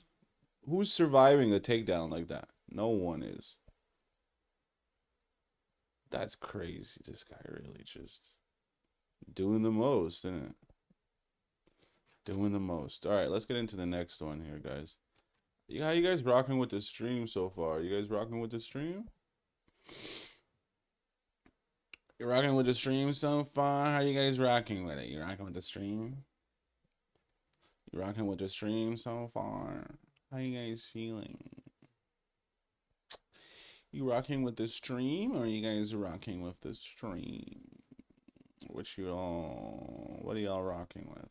Let's go. Michael Jackson tried to warn everyone about the Epstein class for years, specifically the Sony CEO and Epstein. First of all, that photo is fake. Right off the bat. Michael Jackson's photo was never in the Epstein files. If I'm wrong, leave it in the comments. Friend, Tommy Mottola. And Tommy Mottola is a devil. He wrote songs that were held back from release about girls being sexually abused in Hollywood, where he sang the words, "Now she's on the move, she's off to Hollywood. She says she wanna be a star, she heard the money's good. She gets off from the train station, a man is waiting there. I'll show you where the money is, girl, just let down your hair." And we ignored all of it. But now, the world is realizing that the warnings he gave us weren't just the raving. Well, how can we ignore a song that clearly was unreleased? Come on. Of a megastar unraveling. Disgraced Hollywood producer Harvey Weinstein has been indicted on rape and criminal sex charges. Breaking news, billionaire Jeffrey Epstein arrested on new trafficking charges. When you realize why they hated him. You know what's crazy? The crazy thing is, like, these niggas don't get taken down until the amount of complaints reaches critical mass. When the amount of complaints reaches critical mass by society, then society says, all right, guys, listen. I know we're doing our crazy cabal devil magic, but right now, there's too much heat on us. Okay? There's too much heat on us. Yes, we were just partying, all of us, yesterday together. We were, all of us. But now we can't. We must face the consequences. So, Harvey Weinstein, since everyone is coming after you right now, you played your hand too strongly, you gotta take the rap for this. So we're gonna do a fake trial thing. You're gonna go to fake prison. Don't worry, you're gonna come back. We just have to make it look like what you're doing is you're under scrutiny, right? We gotta appease the public so they take their complaints off of us, so we can keep doing our debauchery and black magic. Hey, what do you think they did to Clinton? Huh? All the Epstein file things came out. The only person who got in trouble was who? Bill Clinton, innit? Come on, guys. Allegedly, in my opinion, everything, obviously, of course. Threat he posed to their media empire and his plan to expose all of them, everything about Michael Jackson's warning starts to make sense. We could easily go into Universal and buy. We would own Jaws, E.T., Close Encounters, and that would allow us to do a Universal. Part of the Marvel channel can be not only the Marvel characters, but Marvel films. We could do anything we want, from restaurants to retail, theme parks. Then came the scandal court cases. Disney ended up buying Marvel and doing exactly what Michael had predicted and making a fortune at it. Tell me about this. And in the end, his attempts to tell... Oh my God!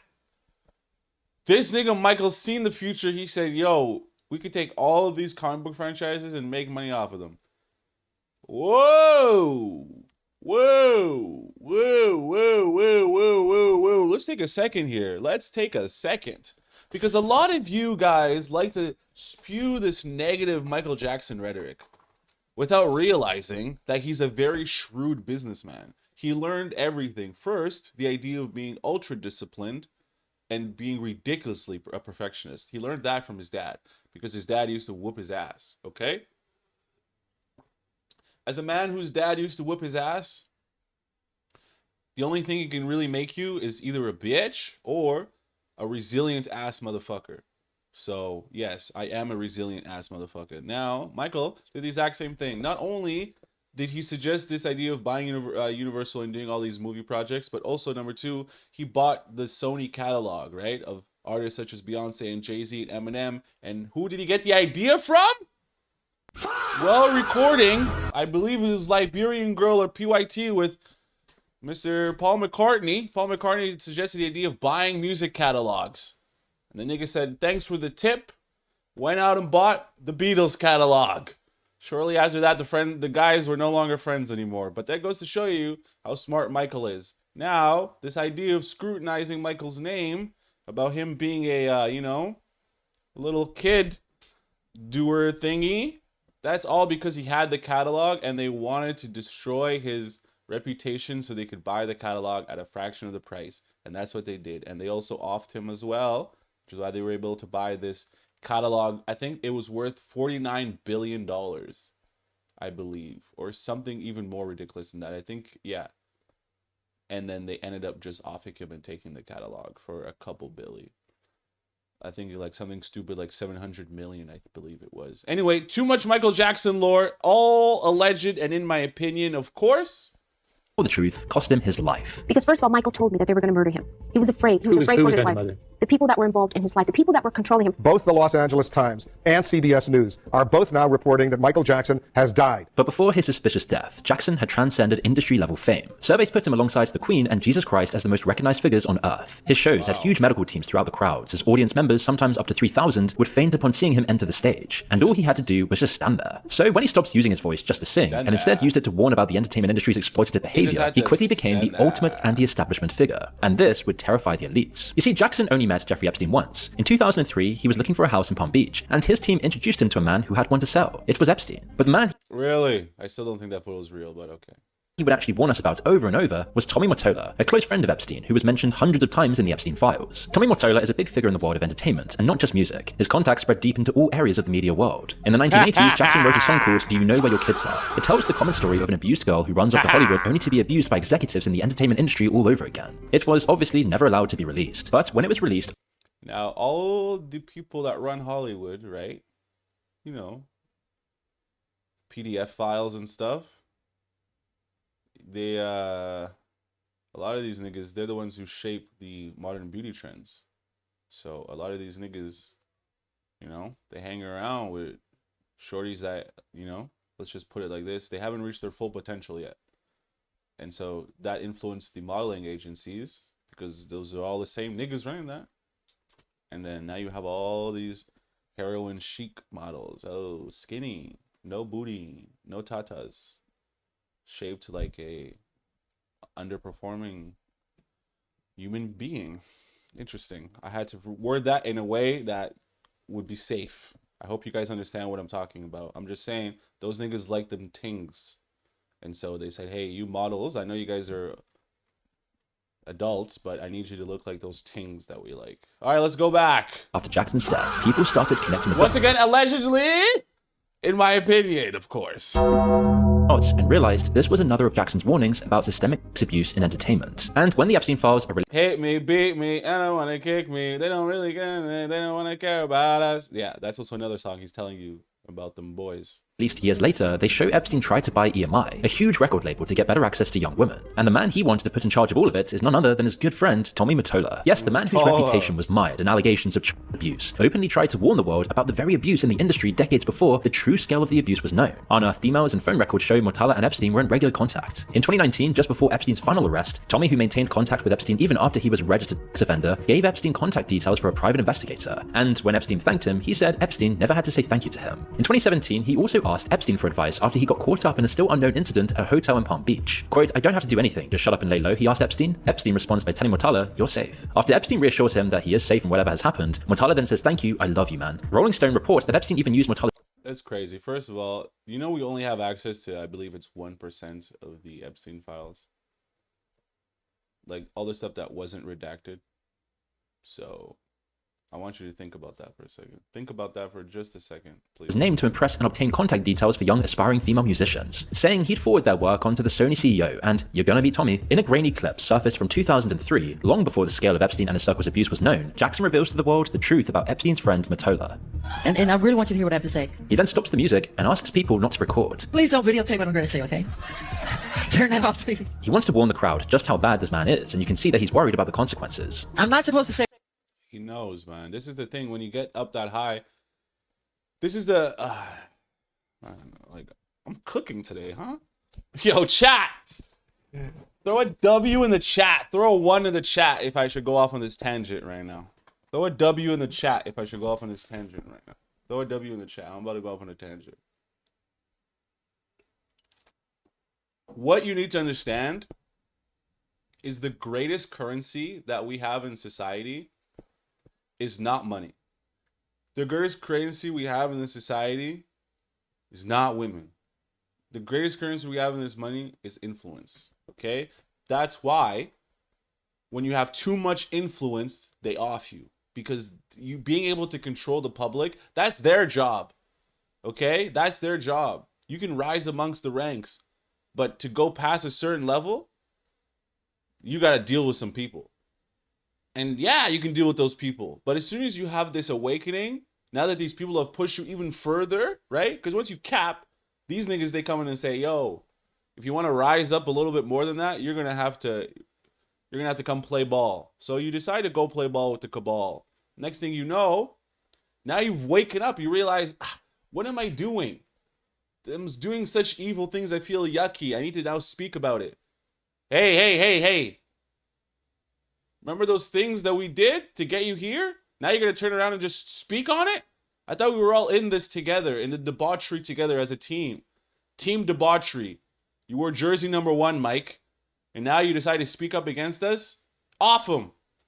Bob Marley, you want to unite the people of Jamaica to stop this apartheid between the governments? And unite the people? No, we need the people divided. Off him. Kanye West wants to open up and start talking about the things we're doing? Put him back on medication. Quickly. Oh, this artist wants to start yapping? No problem. Do something that will get them in jail, and then once they're in jail, we'll off them, and then we'll clone them. And then we'll send them back into society. Hey, allegedly, in my opinion, of course. God. What I'm going to say right now. Jackson then tells a story about Mariah Carey. She was married to Mottola and revealed to Jackson how evil he was as a person. Carey told Jackson that Mottola was abusive, controlling, dangerous, and that he had her followed everywhere. Mariah Carey, after divorcing Tommy, came to me crying. She was crying so bad I had to hold her. And she said to me that... Michael's the biggest player ever, bro. Mariah Carey came to me. I had to hold her. That's how much she was in pain. I had to hold her. I couldn't just watch her be in pain like that. So I had to approach her and I had to wrap my arms around her. The beautiful, bubblicious, light-skinned beauty that she is. I had to do it. I had to. I'm Mike. I couldn't just let her stand there with all her assets and beauty. I had to put my arms around her. I had to. This is an evil man. And Michael, this man follows me, she said. He taps her phones. And he's very, very evil. And she doesn't trust him. And he is a horrible human being. And Jackson doesn't stop there, because he didn't just warn us about record labels and powerful executives. He actually hit back at them, and he calls on the cheering crowd to terminate Mottola and save the artist from men like him. We have to continue our drive until he's terminated. Oh, there you go. We can't allow him to do this to great artistry. We just can't. The crowd cheer as they always do with Michael Jackson, but it's clear from his face that the jubilant crowd cheering isn't the reaction he's expecting after dropping bombshells about the most powerful man in music. And it's only years later, after he's already outed Mottola, that Mariah Carey releases her autobiography, where she writes about the alleged abuse she suffered at his hands. She was only 24 years old when she married Mottola, and he was 20 years older than her. And his good friend Robert De Niro was his best man. And her memoirs paint a really creepy picture of being surrounded by all these powerful older men who saw her beauty, talent, and potential and then took advantage of it. She wrote that her every move was monitored, controlled when and where she went, where she was only allowed to leave the mansion with his permission, even hiring armed guards to search for her if she ever left without it. But is it true that you would head for a cheeseburger at McDonald's and you'd be getting phone calls on your cell phone? Where the heck are you going? Basically, yeah. Allegedly, one day at a dinner party in front of his friends, Mottola took a knife and drew that flat side of it across her face. And it was in this moment she realized she needed to escape. After the divorce, she then claimed he used his power to destroy her career and ruin the success of her album Glitter. And according to Michael Jackson, this wasn't the first or last time. But Michael Jackson was making a fatal move here, because not only is he warning the world about powerful executives. First of all, this one. This wasn't the first or last time, but Michael Jackson was making a fatal move. I would like you guys to take heed. Where are we? We're in 13 minutes in this video. Take heed as to Michael Jackson's armband. Who runs the media? What other military power once wore red armbands on their arm? Allegedly, because not in my only is he warning the opinion, world about powerful executives in the media industry, he was also leaving the label, and with it, taking away one of their biggest sources of revenue. I've generated several $1 billion for Sony. Several billion. They really thought that my mind is always on music and dancing, and they never thought that this performer, myself, would They never thought a Negro could do it. They never thought a Negro could out-bamboozle the record industry. Shout out to Michael Jackson. First of all, this is just a theory, but something tells me Michael Jackson decided to go fully white to sell more records. Hey, theory I came up with when I was nothing more than a little kid. We can't say agree nor deny. We don't have the facts, guys, but it's definitely an idea. think them. We can't let them get away with what they're trying to do. And I'm leaving them, and they're very angry at me because of it. But the way they get revenge is to try and destroy my album. Sony spent $30 million making Invincible, but only $25 million promoting it. And the result was his weakest solo. Hey. What? First of all, what the fuck is this album cover? Sony spent $30 million making Invincible, but only $30 million making Invincible, but $25 million promoting it. $25 million promoting it. I really don't believe that this is the Invincible album cover. I really just don't.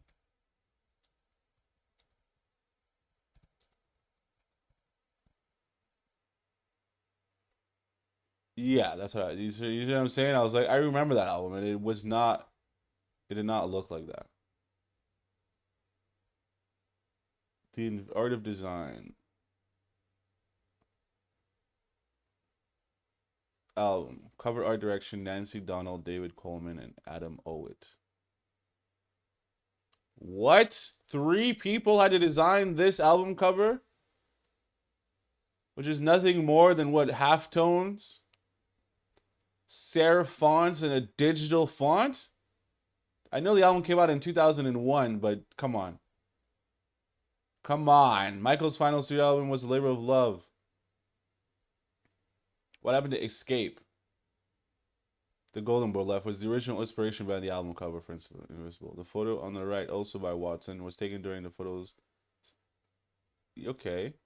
The shadow below that is no suggestive Virgo was taken at a higher angle. The right eyebrow had been overlaid with the second. You guys are trying to break down something that absolutely does not need to be broken down. But this is really cool. This is pretty cool, I can't lie. Figure says the album spawned 3 singles, Rock My World, Cry, and Butterflies. Mind you, I've never heard any of those. This is cool. Might use this for the YouTube thumbnail style. I like this choppy style aesthetic that's going on here. Yeah, let's get back to the video, I guess. This is already like a 20-minute video and we've learned nothing.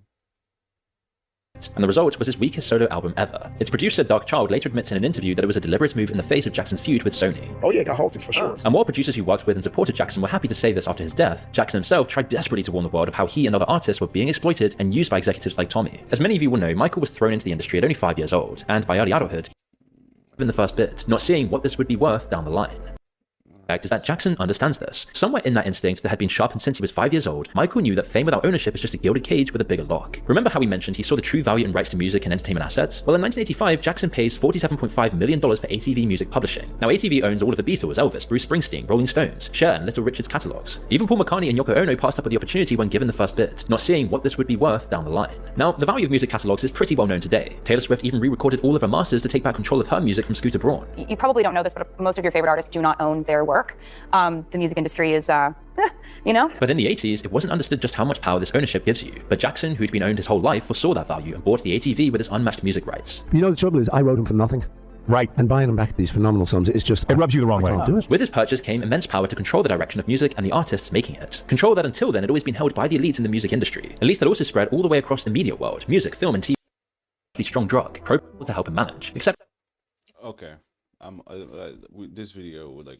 I don't know why it needed to be 18 minutes long, this video. Okay, listen to my final output. I've already dropped so much gems in this video, but my final thing is just like everything that I was saying prior is exactly what this video is ringing true. This idea of buying the Sony catalog, having essentially stake in IP that most people or artists don't even think about. No one in the music, everyone is so fascinated with being famous, they literally trade their own life force energy and life's work for it, without realizing that it's a trap. Because once you decide, oh, this is bullshit, I don't want to do this anymore, you're trapped there. And then if they don't want you to be famous anymore, they just pull the plug, bro.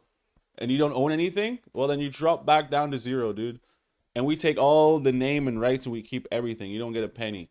This man saw that. He said, hey, I don't want that. I'm going to buy this catalog. And because he was attacking the people who own the industry, they all band together and they all offed him and they bought the catalog back at a cheaper price. From what I remember, like I said, the catalog, he bought it at 47 million. The catalog eventually was worth, I think, a couple $1 billion, right? And then eventually Sony bought it at like 7. Like, let's just end the video and see what. Except they don't help him. He becomes addicted and rapidly declines to a point where his health mental event, and he sells like it's 1983 all over again. Everyone is buying or playing his music. He's the most talked about man on earth. Every television channel was like one musical, even Jackson's, for $750 million, built up over days. And he finally got that wish. Although he only served 2. And the worst part, well, that's what happens next. In 2016, Sony finally got their wish. The thing they've had their sights on since the 80s. They took full control of the music catalog Jackson had built up over decades, the ATV publishing rights. Oh my god. That's why they offed him, bro. They said, this nigga wants to leave us. He's made us billions of dollars. He's such a high generating revenue ting. We need him! Alright, fine. What better thing to do than to buy everything off him, buy everything, and then re-release his project when he's offed, and then now we don't have to squander the promotion because we're taking everything. Ow! Come on. Come on. Beatles, Elvis, even Jackson's for $750 million. Not only that, but its value has just surged massively. Because when musical legends can't be owned in life, the next big thing is owning them in death. Jackson's death is a monumental event, and he sells like it's 1983 all over again. Everyone is buying or playing his music. He's the most talked about man on earth. Every television channel, radio stations, every newspaper, they're all giving wall-to-wall Michael Jackson coverage. His sales make $90 million in the first year after his death. But Sony don't just stop there. They make a This Is It film, and an album to accompany it, which between them grossed $250 million. These niggas are dirty. They also buy the exploitation rights off of the Michael Jackson estate, giving the company the rights to release albums in his name even after his death. Whether oh my god. This is a masterclass. What happened to him was coordinated, coincidental, or deliberate, we'll never truly know. But what we do know is that a man who understood power like only a victim of it can ended up broken, and dead at only 50 years old. And his message of a better humanity was widely ignored, and the people he named and exposed kept all of the money. Come on, man. These niggas are dirty, bro. How long is this video? This is like probably my first half-hour video, dude. What the fuck? Damn. It's because it's a topic that I'm like, I can't necessarily say I'm like passionate about it, but like it's definitely something where it's like, yo, the Michael Jackson lore, I know a lot of it. Michael Jackson is my guy, man. I know a lot of the lore thing that's happening with Mike, you know. A lot of y'all don't know that. Today. Just give me a second, guys. It's okay.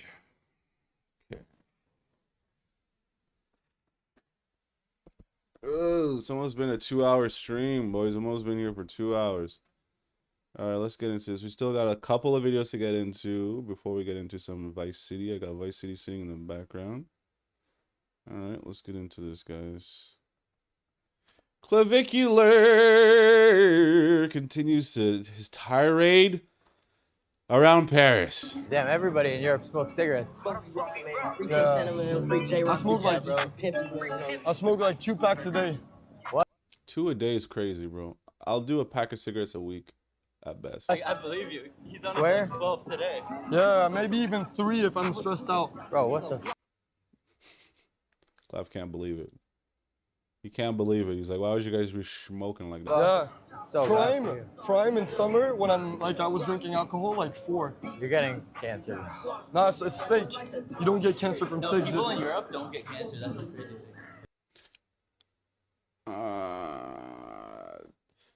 Where's the community guideline?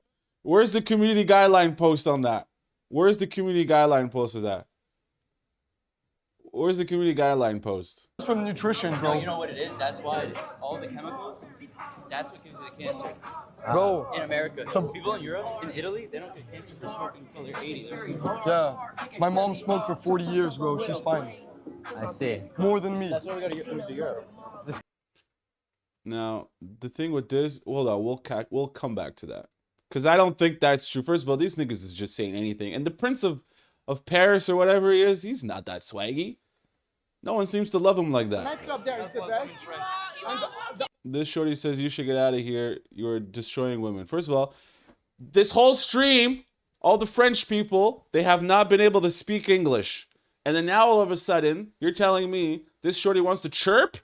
She wants to chirp up and say, oh, you're destroying women. So how would you know that unless you would have some sort of, you'd have to watch a clip of something of clavicular. So now all of a sudden the Europeans are chirping up. Huh. Interesting, isn't it? Aria.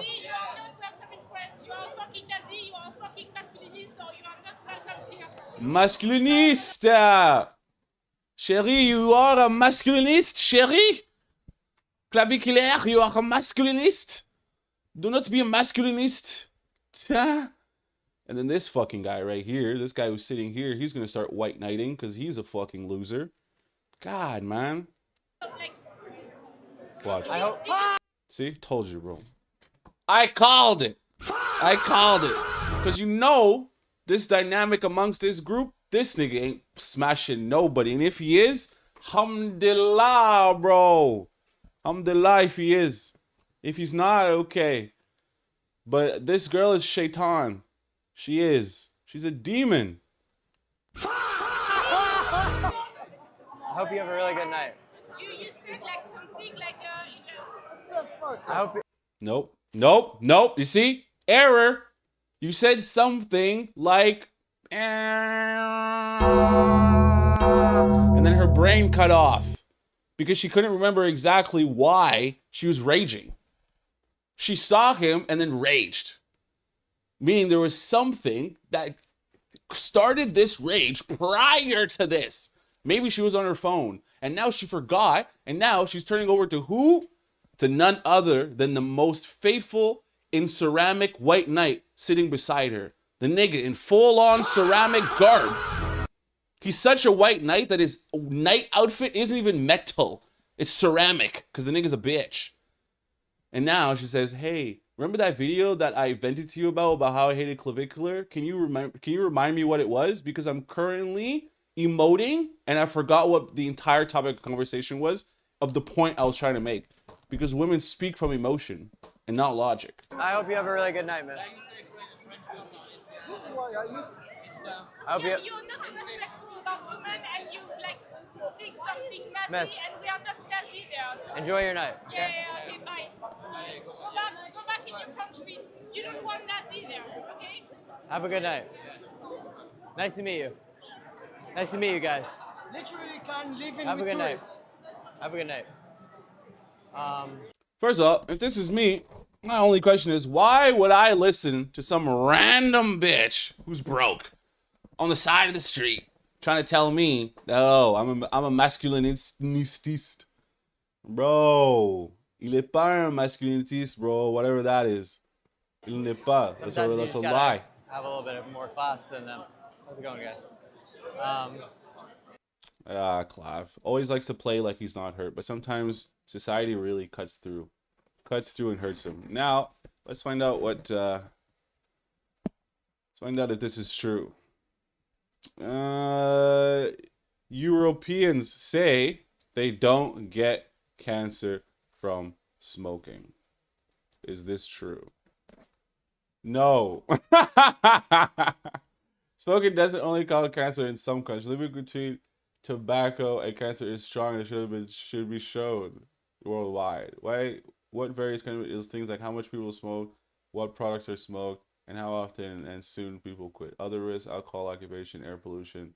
So if someone says Europeans don't get cancer from smoking, that's usually about belief, personal experience, or statistics, not because smoking is harmless there.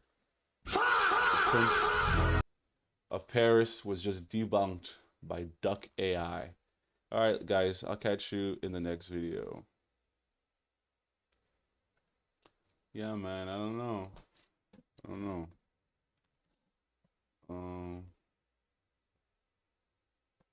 Girl, I've been away for so long. Girl, I've been away for so long. I forgot to go that way.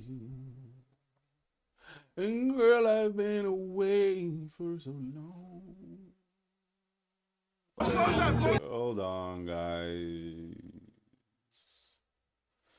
Girl, I've been away for so long. Adrian Browner, Sauce Walker. Let's all get into it, guys. It had everyone stop moving after Bobby Shmurda dropped his $2 million ring. First of all, the fact that you would go to a nightclub with a $2 million ring on and drop it shows the fugaziness of these rappers. I told you, let me hold it. Stop the music, nobody move. Yo, nobody move. What happened? My ring. Nobody move, relax. This is such a nigga moment, man. Fuck. This is such a nigga moment. Like this is the most telling. You're wearing a $2 million ring. No one even knows the value of it until you tell them. And I doubt it's $2 million. Second of all, I doubt it's $2 million because the nigga's broke, bro. He's not able to go to... His shows aren't selling out. I don't even know how Bobby Shmurda's making money right now. You're wearing a $2 million ring to the club? Remember when Uzi dropped his $24 million diamond? It wasn't even $24 million. Anyway, he just forgot about it. That's a nigga who has money. You're gonna make the club stop to pick up your $2 million ring? Nigga, you broke. Obviously, I'm being hyperbolic and I'm joking, guys. His ring, look on the floor for his ring. It just slipped fell over here. Don't fucking move! Don't fucking move! Hey, nobody fucking move! Nobody fucking move! Don't nobody fucking move! DJ Tourist. Yo, it's too sweaty, I can't put this on. And a pinky ring?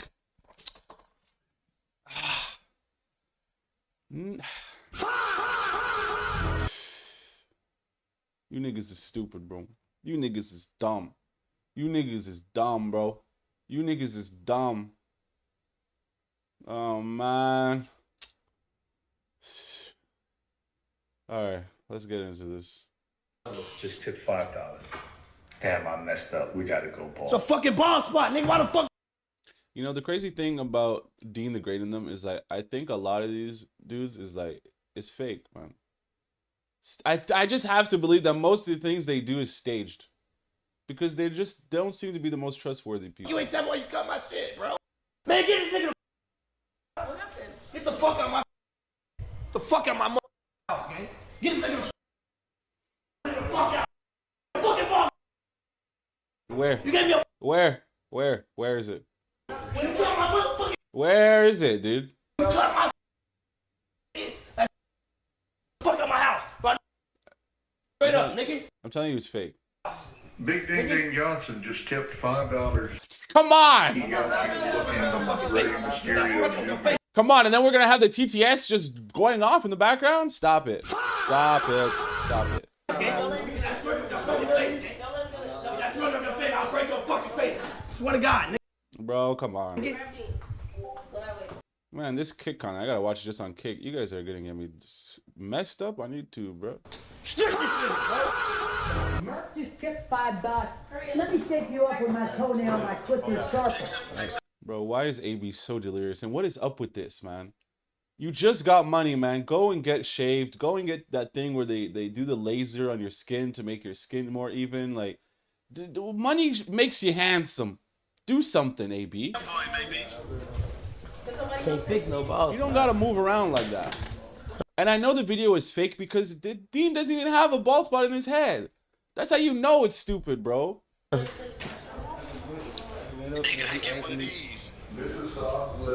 Tell me what's wrong. I didn't see the balls. I just thought they were Look at this shit. Where is it? I thought he was fixing the line. And you guys are wearing Polymarket t-shirts? Everything is so meta now. Everything is so meta. That's fake. why he was doing that so bad. And why you ain't tell me though? No, I ain't see that. No, but why? There's nothing on his head. I can't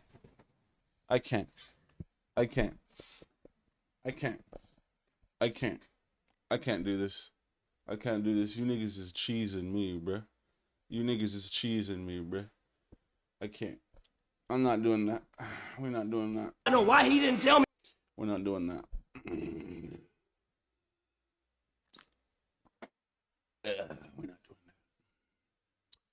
We're not doing that. We're not doing that. We're not doing that. Yep. We're not doing that.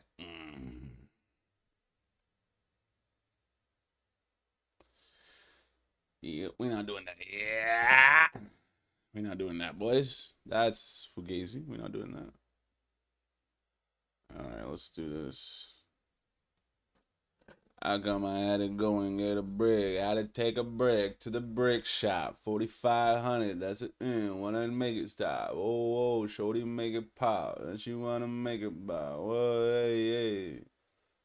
Go ahead and make it pop. Shorty wanna make it pop. She just wanna make it drop. Oh, yo, yeah.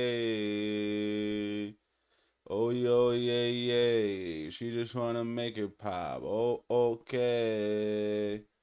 She just wanna take it back. Okay. Make it back. Drop a gun on 100 stats. That's how I know you gun it back. You was not a running back. Okay. You was not a running back. You was not a running back. Girl, run it back. Ladies and gentlemen, Andrew Tate is falling apart more and more in real time. We have to ask ourselves, is this some sort of mental breakdown? Because I think the man's, he's so involved with debauchery and Satanism that he's finally waking up to what it means to just be like a regular person. You know what I mean? Like, I think he's been so far removed from the regular things me and you have to go through that now he's finally getting back to it. Because this tangent this man is going on, problematic. Navigate the matrix, the cosmos, simulation, the multiverse, whatever you want to call it. And the main reason nothing feels real is what we're going to talk about today, because it is a modern phenomenon that everybody is suffering from. Really? Now, this is, in a way, a powerful thing. When bad things happen, when World War III pops off and they say that Iran is attacking all the Gulf countries, you don't sit there with actual worry. You monitor the situation for entertainment, but you don't sit there thinking... First of all, what is going on with this outfit, bro? Why are you spread eagle right now in front of all of us, man? Like, this is what the Tate followers, this is what y'all niggas like? Y'all niggas love seeing your niggas spread open? Come on, man. That's crazy. Oh my God, nukes are gonna fly and millions of people are gonna die. You just sit there and go, nah, let me just do memes. Let me make some memes, because it's not real. And then when good things happen to you, if you make some money, or if your girlfriend tells you she loves you, or it's a sunny day, and you're outside walking, feeling the sun on your skin, that doesn't feel real either. So you don't have the negative effects of a true root inside of reality, and you don't have the positive effects of a true root inside of reality. You're living in this semi-dream-like state. Right. You're just kind of floating through life. So and the saddest thing about this is that life is bring limited us and time there? is limited. And you're going through the world, burning time, without truly experiencing or being engaged with anything. Right. The reason I think this is happening is that we're now in a world where we have so much constant input and information. We never for a second do what we previously used to do, only a decade or so ago, which is stop and process our experiences, process our thoughts, think about the future, think about things that have already happened. Imagine your mind, your personality, the parameters from which you operate. The wild thing about this is like this, it's as if he's just having this awakening now. It's like, bro, of course. Why would running at 100 miles an hour trying to accomplish the alpha male protocol, why would that be useful by any means? That would just induce burnout. This man, I'm telling you, ever since he got knocked out, his brain is just not functioning. Right. Or a house, which you have built based on your experiences you've had throughout your entire sentient life. What? You go through life, something happens, that's input, those are bricks, and you take those bricks and you add them to your house. You decide that if I go up to girls, they like me, or I go up to girls, they don't like me, or if I go up to girls, they don't like me because I look a certain way, I need to change the way I look, or because I don't have enough money, I need to make more money. You take these inputs, you take these bricks, and you add them to your house, and this house becomes who you are. It becomes your entire mentality. It becomes the lens from which you view the world. Right, the idea of the self-image. Is he just awakening to this? And now we live in a world where, previously, you would take a brick from an experience, you'd take another brick from another experience, you'd sit and you'd ponder, what does this brick do? Where did it come from? What shape is it? How do I add this brick to my house in the most effective way? Where should it go? How do I build the best possible house with this brick? We've moved on from that now to just endless acquisition of resources. Yeah, no, wrong. First of all, to have these life experiences, to get these so-called bricks, you have to actually do things that merit them. If we just sit around all day, what kind of experience brick is that I want to add to my life? If I spend the whole week doing nothing but watching Netflix, out of all those maybe 7 bricks, maybe 2 of them I can use because I was paying attention to the details in the shot, which then would mean that I was paying attention and thinking. So some of us do think, some of you don't think. So you can't put a brick into your so-called house if it's a useless brick, right? If it's a useless experience, what can you truly learn from it? So it's not that people aren't thinking, it's that most people are having useless experiences because most experiences are so devalued now from what they were before. And bricks. You are constantly running out into the world, grabbing bricks, coming back to where your house is supposed to be and just throwing them on the floor. And then you're going back out and getting more bricks and coming back and just throwing them on the floor. You're not thinking about the experiences you're having. You're not thinking through in your mind past positive and negative situations to see if you actually made the right choice. Right. You're not contemplating the future. You're not daydreaming. You're not sitting there and just imagining what could be. You're not doing anything. You're just constantly grabbing more and more bricks from the simulation itself. Right. You never see anybody sit inside of their thoughts anymore. And when you were sitting inside of your thoughts, this is when you were building who you actually are. This is when you were thinking back to that girlfriend from 11 years ago. Why did she pop up now? Or that failed business deal from 8 years ago. Why did it pop up now? And you'd sit there for an hour. Just think about it. And when you'd identify the small things you'd never noticed before, or identify the small areas you could have changed to build a completely different outcome, that is how you would take the brick, you take the input, and you'd use it in the most effective way. Now you don't do that, because you don't sit inside of your thoughts. If you start thinking of your girlfriend from 11 years ago, within 6 to 7 seconds, maybe 2 to 3 seconds, you pull out your phone and you start scrolling for new girls on Instagram. That's it. So nothing is real. You're not living in a dream feeling like, oh, I live in a dream. Well, I mean, if I'm thinking about my ex-girlfriend and then it makes me want to go scroll the internet for a new one, that's probably a healthy thing to do, as opposed to texting her and being like, baby girl, I miss you so much. And the problem is me. No, you are actually in a dream. You're not in some kind of delusion. You're in a dream because you are not giving anything the anchoring that it needs to feel real. I could talk about this myself. So far, I've been to 21 countries this year. This morning, I was in Kazakhstan. Now I'm in Dubai. I came into Dubai during the war, World War III. I've been to New York, Miami, Uzbekistan, all around the world, Istanbul, Bucharest, etc. Does any of it feel real? If I sit and think about it, do I sit and I think about the air I smelt on the steppe of Kazakhstan? Bro, this nigga is like, he's having a meltdown because what he's realizing is that this idea of frivolous money spending, frivolous empty relationships with women, it's not bringing him anything. And now he's finally coming to that realization that all of this idea or ethos of being alpha male, we're realizing that the whole rhetoric was BS. This is the whole red pill falling apart in real time. Fresh and Fit is not as interesting as it used to be. In fact, I don't even go back there anymore. The rhetoric is so played. When I put my phone away and I smelt and breathed in the air, and I looked around and I imagined the Silk Road, or I imagined Genghis Khan and his horde charging on their horses at the enemies who they were sure to destroy. Then it felt real. But if I was just going from place to place, just on my phone, okay, what's next? What's next? Let's go here. This That's an incorrect history lesson, by the way. meeting, that meeting. Okay, give me the money. Give me the money. Okay, I've got the money. Okay, next flight. Boom, boom, boom.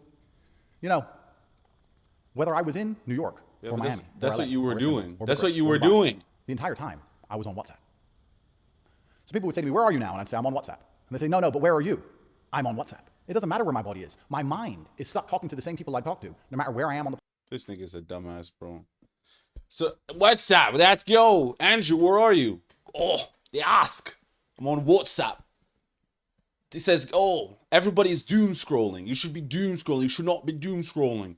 But yet I'm finding myself trapped on WhatsApp on my phone. Trapped in the matrix on my phone, making so much money, talking to so much women. But you need to think. You need to get off of it. This, I'm telling you, he's confused.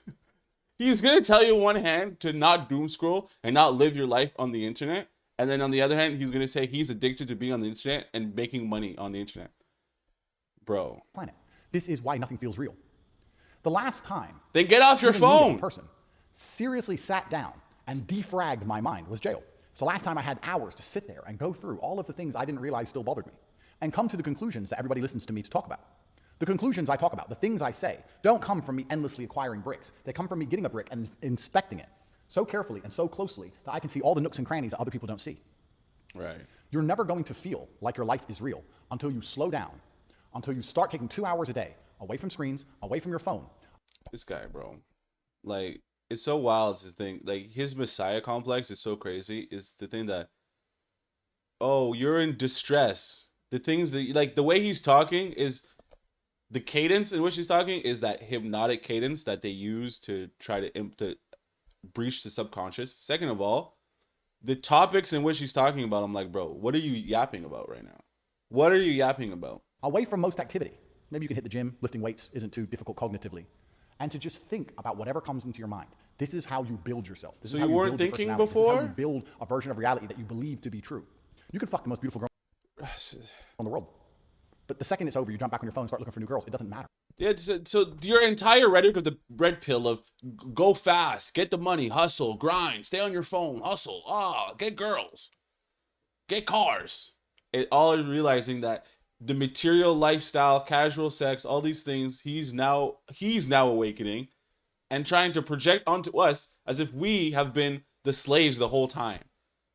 So he gave us the rhetoric to follow and say, yo, go out there and chase the pum pum and be a strong man.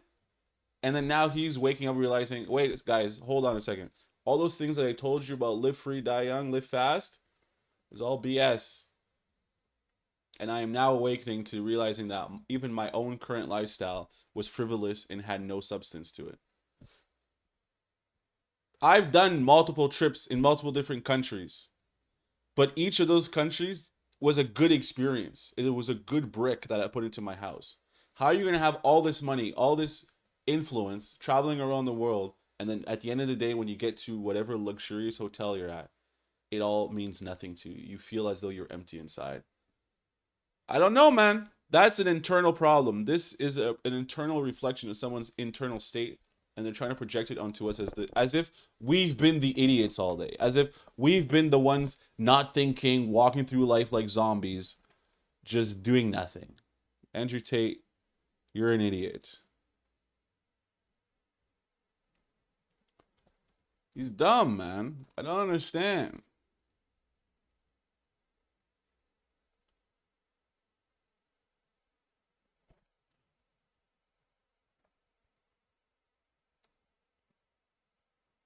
Okay. What is... It doesn't mean anything. All right. Relax, Andrew. You're annoying, buddy. In case nobody told you that. It's like, you were cool. Years ago, you were cool. And then, now you're not. So, what does that tell you? Probably tells you everything you need to know about gang, innit? He was cool. And now, he's not. I don't even know what was I trying to do, man? Man, I hate when my mind blanks. I hate when my mind just blanks, bro. Oh yeah, let's get into it. Let's get into the talks. Let's get into the talks. Well, if Microsoft Edge closed inappropriately, well then, I don't even want to know what that photo was. I just saw something and I was like, what was that? And then I'm realizing, no. That's not something you want to get involved with. And I was like, okay, you're right. How to live a fulfilled life. Avoid drama. Only hang out with people that care about you. Love God. Have kids. Do what you're passionate about and become financially free. But nutty and fruit. Very yummy. So stupid. Alright, here we go, guys. Sometimes I wonder about her. Sometimes I Stevie wonder about her. Okay, let's get into it, gang. You guys rocking with the stream still? We still alive? W's in the chat if we're still alive. Huh? W's in the chat if we're still alive, please. Let's get into it, guys.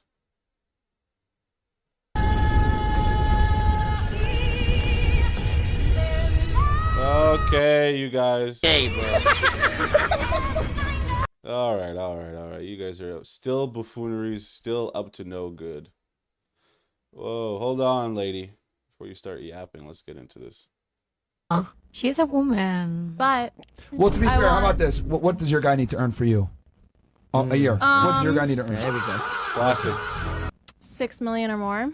Why?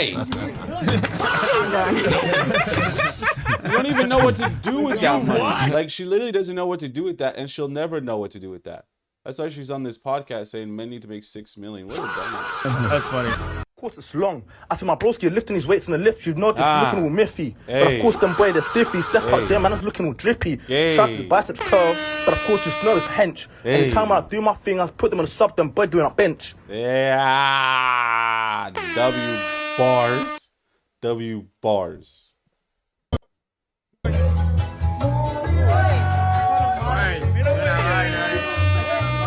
nigga. He caked up, bro. Caked up. Look at this guy. Look at him. Dude, you don't have to do that. You can take it and just chill. You don't have to do that, Gramps.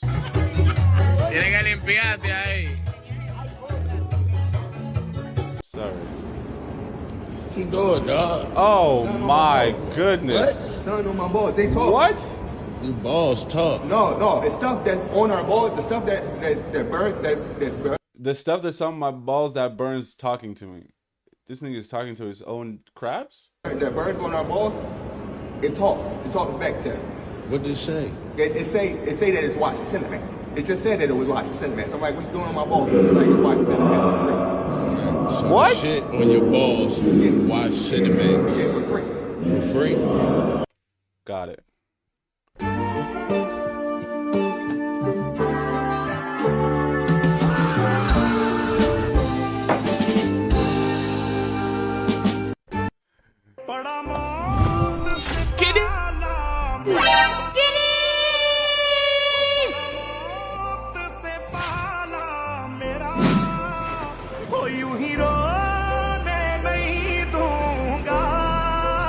Hey, usually they have Kid eating the hoods. What's up with that? Kiddy's the only hero I need. I ain't never in my life seen a group of niggas eating popsicles. Look at them niggas. Like, niggas can't do anything anymore. Can't eat popsicles. Come on, man. This list is getting ahead of what niggas can and can't do. Yeah, eating popsicles. Look. She said you're like. I ain't never in my life. Get out of here. This nigga got teddy bears. Hold this too. Hey, come on. You niggas have no heart, man. You niggas have no heart. Come on, you niggas have no heart. Y'all loveless niggas, y'all got no heart. Y'all see? What? Come on, man. Let's not even get started on my Pikachu toothbrush, bro. Come on, you niggas have no heart, bro. Nah, I seen this already. This is wild. Oh, yeah. Okay. Read the. We've been here already. We've been here already. Elizabeth! Oh Put my it back. gosh. All right. Put it back downstairs. No, you're just mad Oh you my- didn't think of this first. Elizabeth, you've turned our nightstand table into an IKEA kitchen. So I don't have to get out of bed. You don't get out of bed anyways. Bro, this is not flying. This is not flying. You're not going to put the microwave in the bedroom and then everything's going to smell like Hot Pockets, bro. You do this, the next morning, this microwave is outside, dude. On the lawn, in the garbage. Move. Don't Look at do this. that. Stop. You've organized your snacks. This is absolutely disgusting. Elizabeth! Oh my god. Snacks where you won't find me. Found you? Like, get out from under the sink. What are you, a Lysol wipe? Yuck.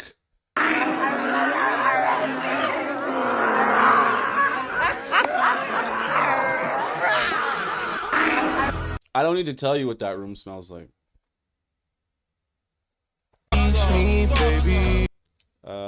Ever wonder why Drake's STFU is so addictive? Licky Lee's chorus, maybe? Let's find out. I know you guys, this is gonna get me in trouble on them things. I want to hear the Licky Lee part, because everyone keeps talking about that. I'm like, yeah.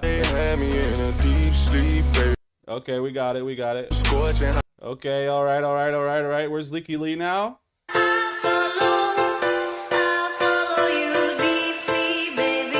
Got it. Let's go. What are these niggas gonna yap about now? Do you need social media? They think they got Riz, but To they ain't connect got with no somebody? Riz. What do you mean? They need it because they don't know what it feels like to not have it, okay? The rundown era is over with? There's no running down. No one's running down anybody these days, bro. You gotta have balls of steel to run down shorty these days. Because the new generation are so taken aback by it that most of the time, like the new generation, they can't even appreciate when they get approached. So then they just end up being dismissive because their body's not used to people coming up to talk to them, right? I'm just saying, that's just the facts that I'm spinning. Down. It They don't seem to be DMing. no running You down. can hide behind your jury. You can hide behind your cars. Your character's flawed. You take dick in your butt. Like, hey, No! Scratch that.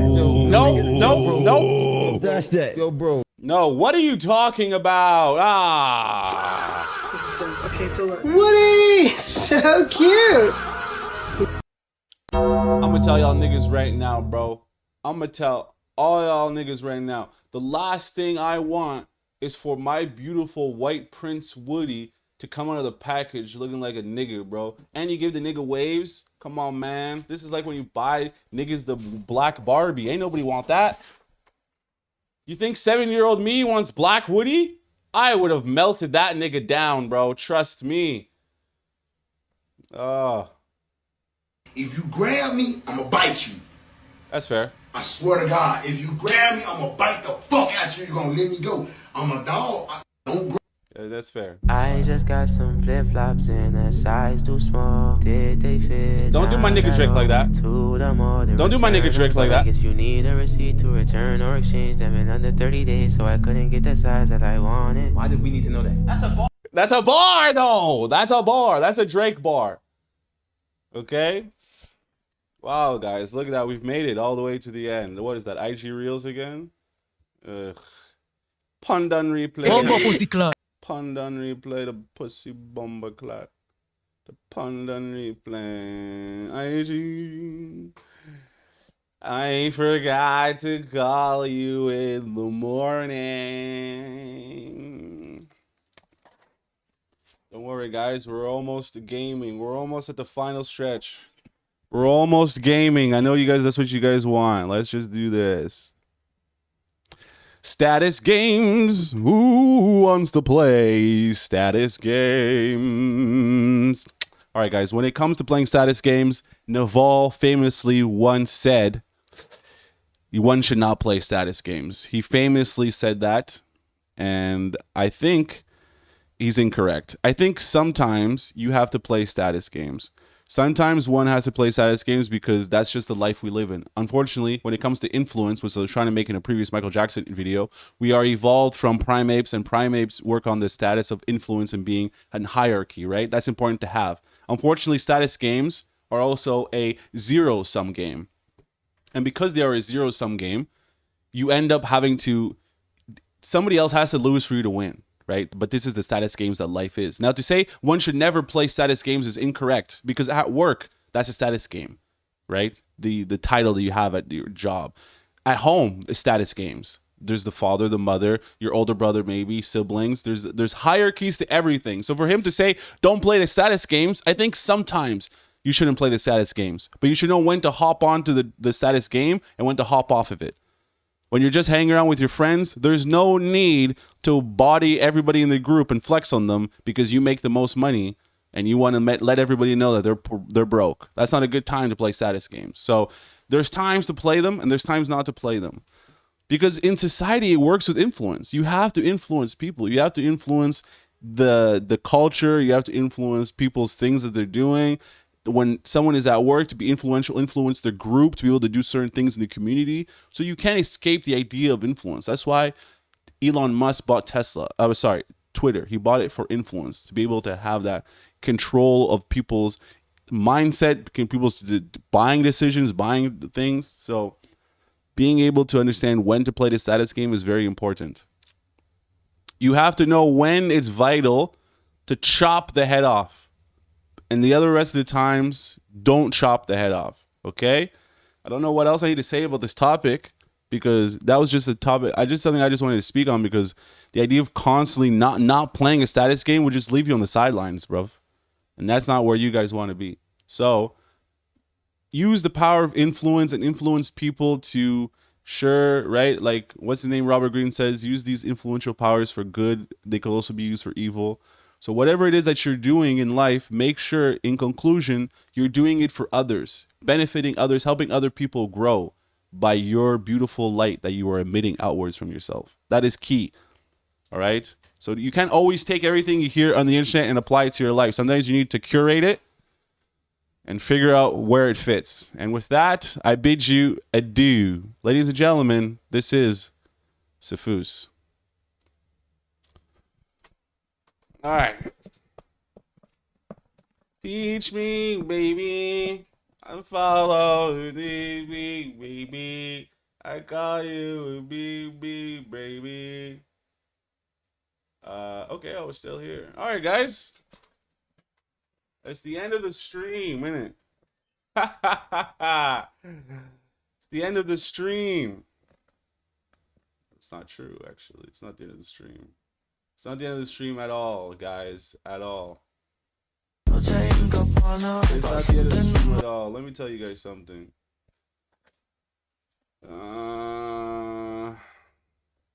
19 weeks ago. I'm just going to take a look at all this.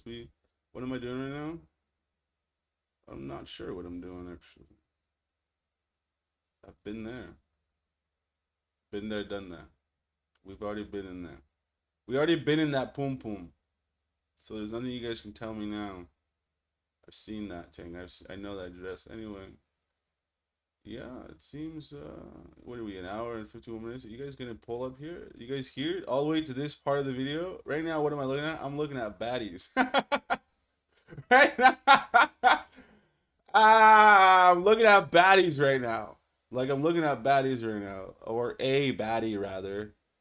But, I don't know. I wouldn't even go that far. I think I've always hated fingernails like that. I've always hated those type of fingernails. 7.3 million listeners. Yeah, that's cool. But I already told you what to do with your shit, shorty. I told you how to protect your... Ugh.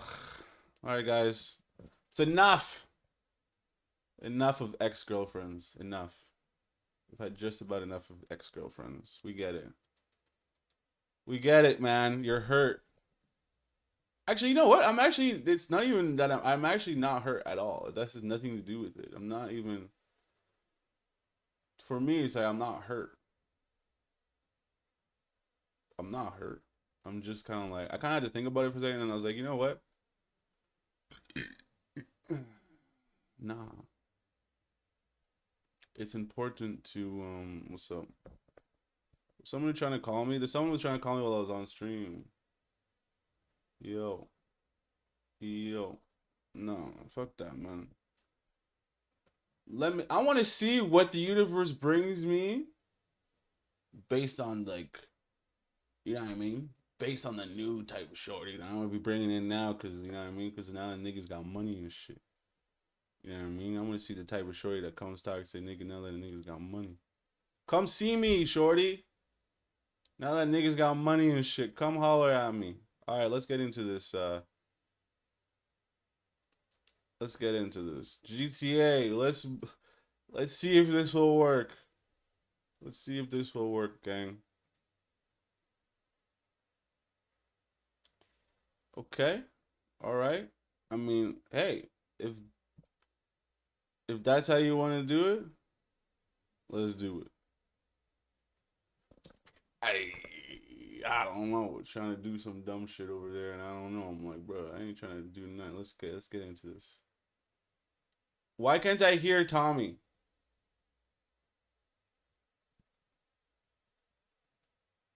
I can't hear it. Oh my god, it's gonna have my fucking headphones in. Oh my god.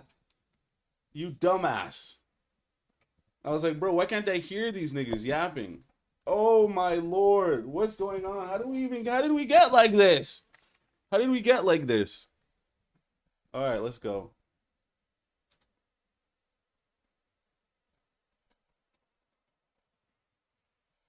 Bro.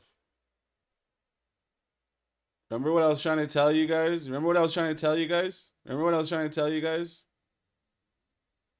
This is exactly what I was trying to tell you guys. I was like, bro, the game is being absolutely ridiculous. The game is being ridiculous and will not let me play it. It's being absolutely dumb. Like, bro, play. Okay, hold on.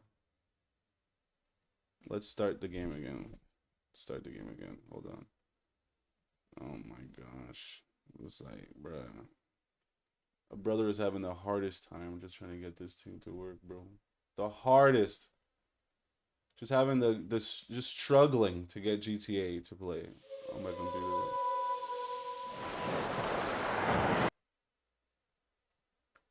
Bro! Okay, where are you then? Where are you?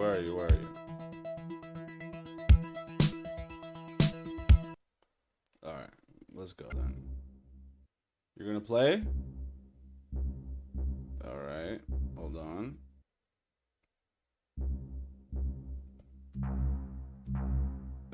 Redefine controls. I done already redefined the controls in it. Only problem is when we're on foot, moving forward. Q, E, W.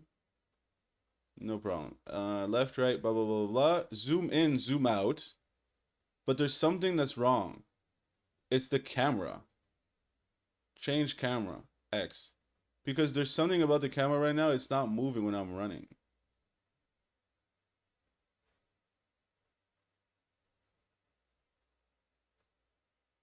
Do you know what I mean? I'm gonna show you niggas what I'm talking about, bro. I'm gonna show you niggas what I'm talking about because you niggas don't understand what I'm talking about.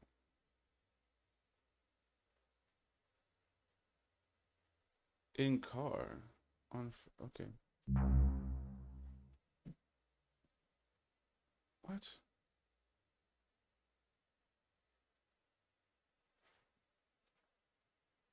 What the fuck? Alright, let's go back.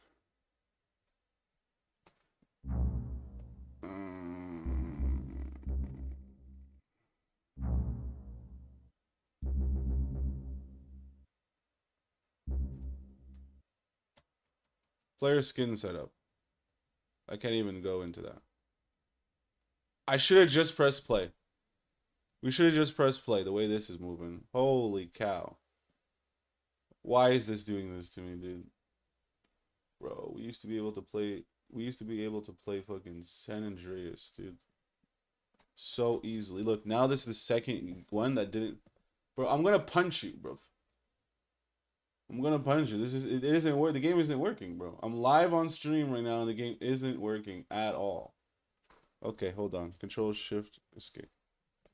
Because this is not it. I'm not doing this, bro. I'm trying to run you, bro. All you have to do is run, and you're not even using that much fucking memory, dude. So why would you crash? You're crashing so hard. All I need you to do is stop here. Stop. End task. Okay, end task. Okay. All these things running in the background. End task. Like, dude, I gotta run my computer like it's 2005? Why is the Creative Cloud content thing running? Like, get out of my face. Ugh. You guys are just running in the background, like, bro. All right. Quit playing with a nigga. Okay? Quit playing with a nigga. Quit playing with me. I need you to work. I need you to stop being a bitch. Stop it.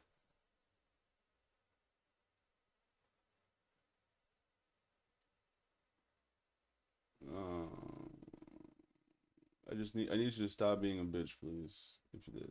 Like, that's it. That's all I need you to do. Stop being a bitch. Run the game and don't be a bitch. Alright, fine. Start game. Let's go. I know the game is sitting.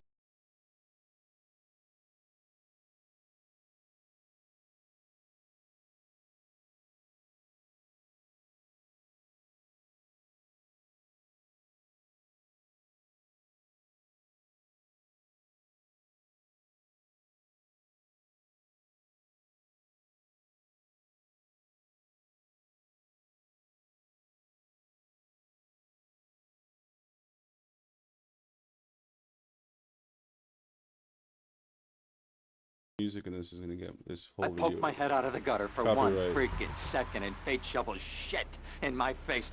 Go get some sleep. What are you gonna do? I'll drop by your office tomorrow and we can start sorting this mess out. Oi, bye. Press the retard or the A button to enter exit a vehicle. Follow the plane bank to find the hotel. Right? You see what I'm saying? Look. Left, right. But why is the camera not moving with me, dude? Oh my god, bro. When was this a thing? What? There's no way this was a thing, bro. He's locked in. I think he's locked in. That's why he's strafing, isn't it? Like, he's not moving left and right. He's strafing. This is strafe. That's what we call strafing. Come on, man. How you gonna let me strafe like this?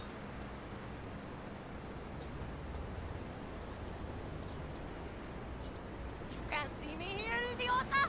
Bitch, get out of the way. Oh my god, bro. The strafing is just out of hand. I can't do anything. I can't do anything.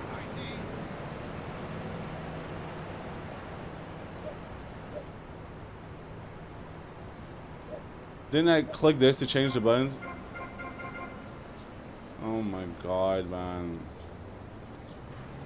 This is just brutal. This is absolutely brutal. I have to move the camera around as if we're locked onto something.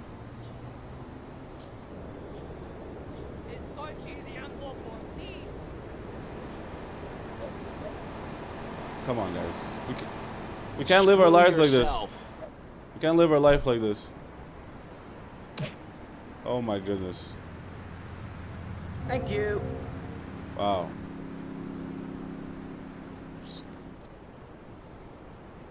Decided to take a man's life for $21. Alright, let's go to controller setup, bro. Standard, redefine controls, mouse settings, bro. Mouse sensitivity, inverse mouse vertically, mouse control steering off. Oh my gosh, bro. Standard controls. Redefine controls. Go back. Classic controls. Alright.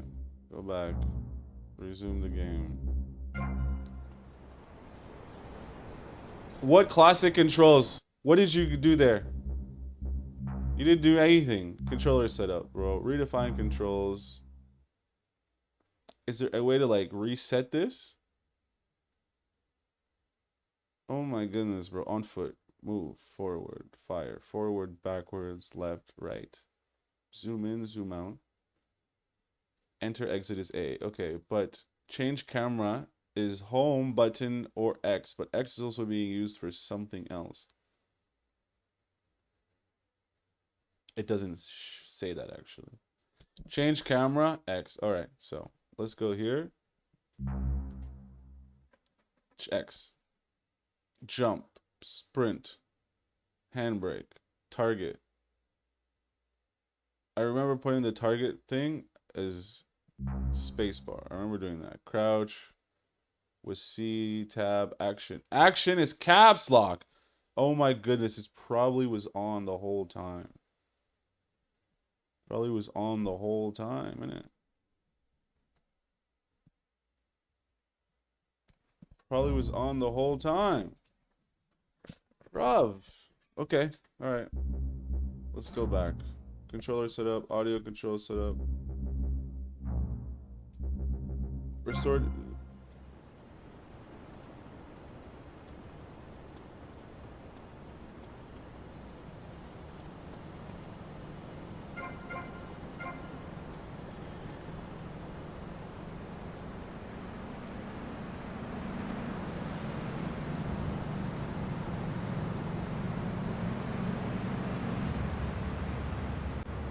Don't make me hurt you.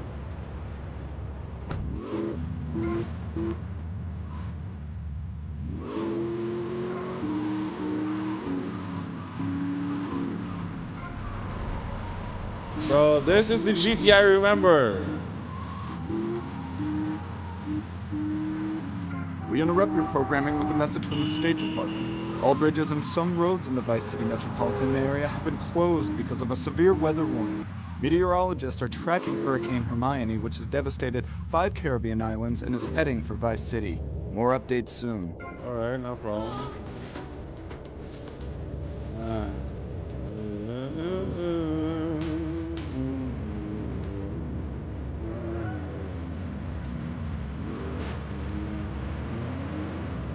Oh my goodness.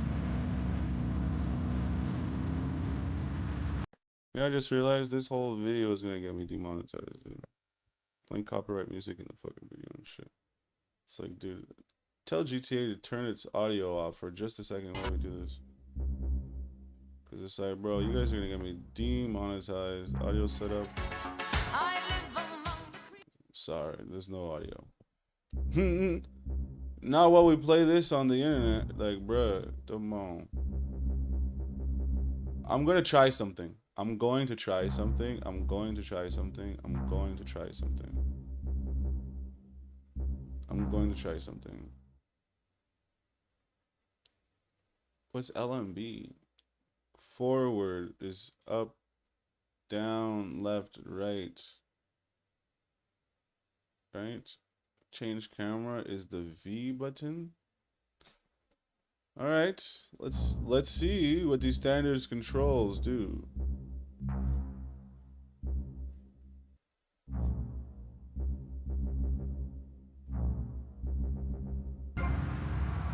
All right. Damn, buddy, you look a hot dish.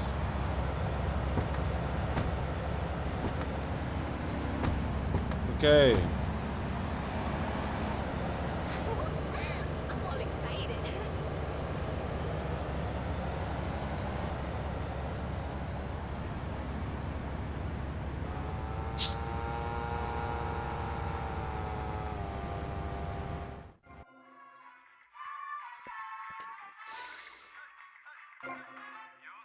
Oi!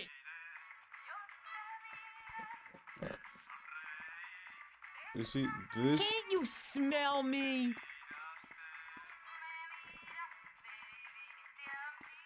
What up, jockey? Bro, if I'm walking around, the last thing I want to do is like, why is the camera like this? How are you talking? What are you talking about, bro?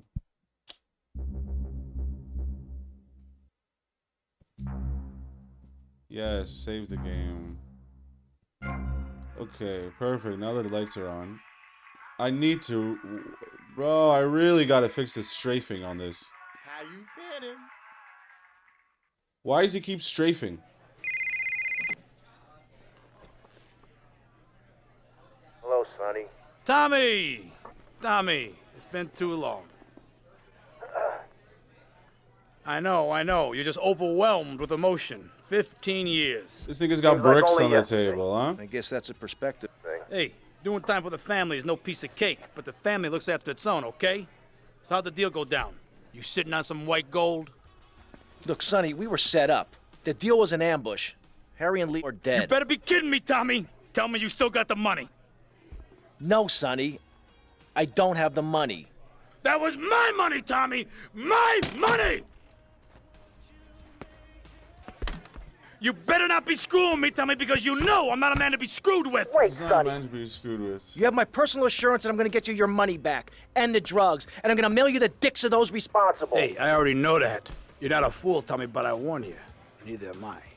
Neither is...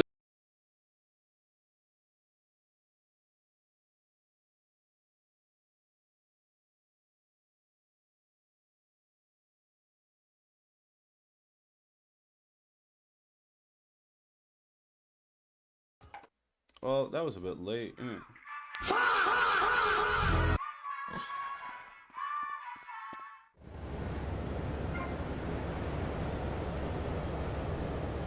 You want something to suck on?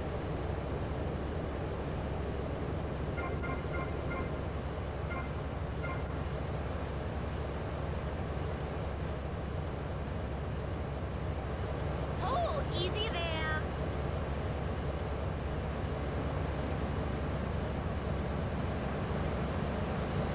Wait, you want to eat something, man? Alright, at least we've saved the game already, right? At least we've already saved the game. Because I gotta figure out these controls, man. I'll figure out these controls, and then tomorrow we'll pull up, and we'll continue playing. Because these controls right now are terrible, bro. It's like, why does he keep strafing? I can't fix the strafe.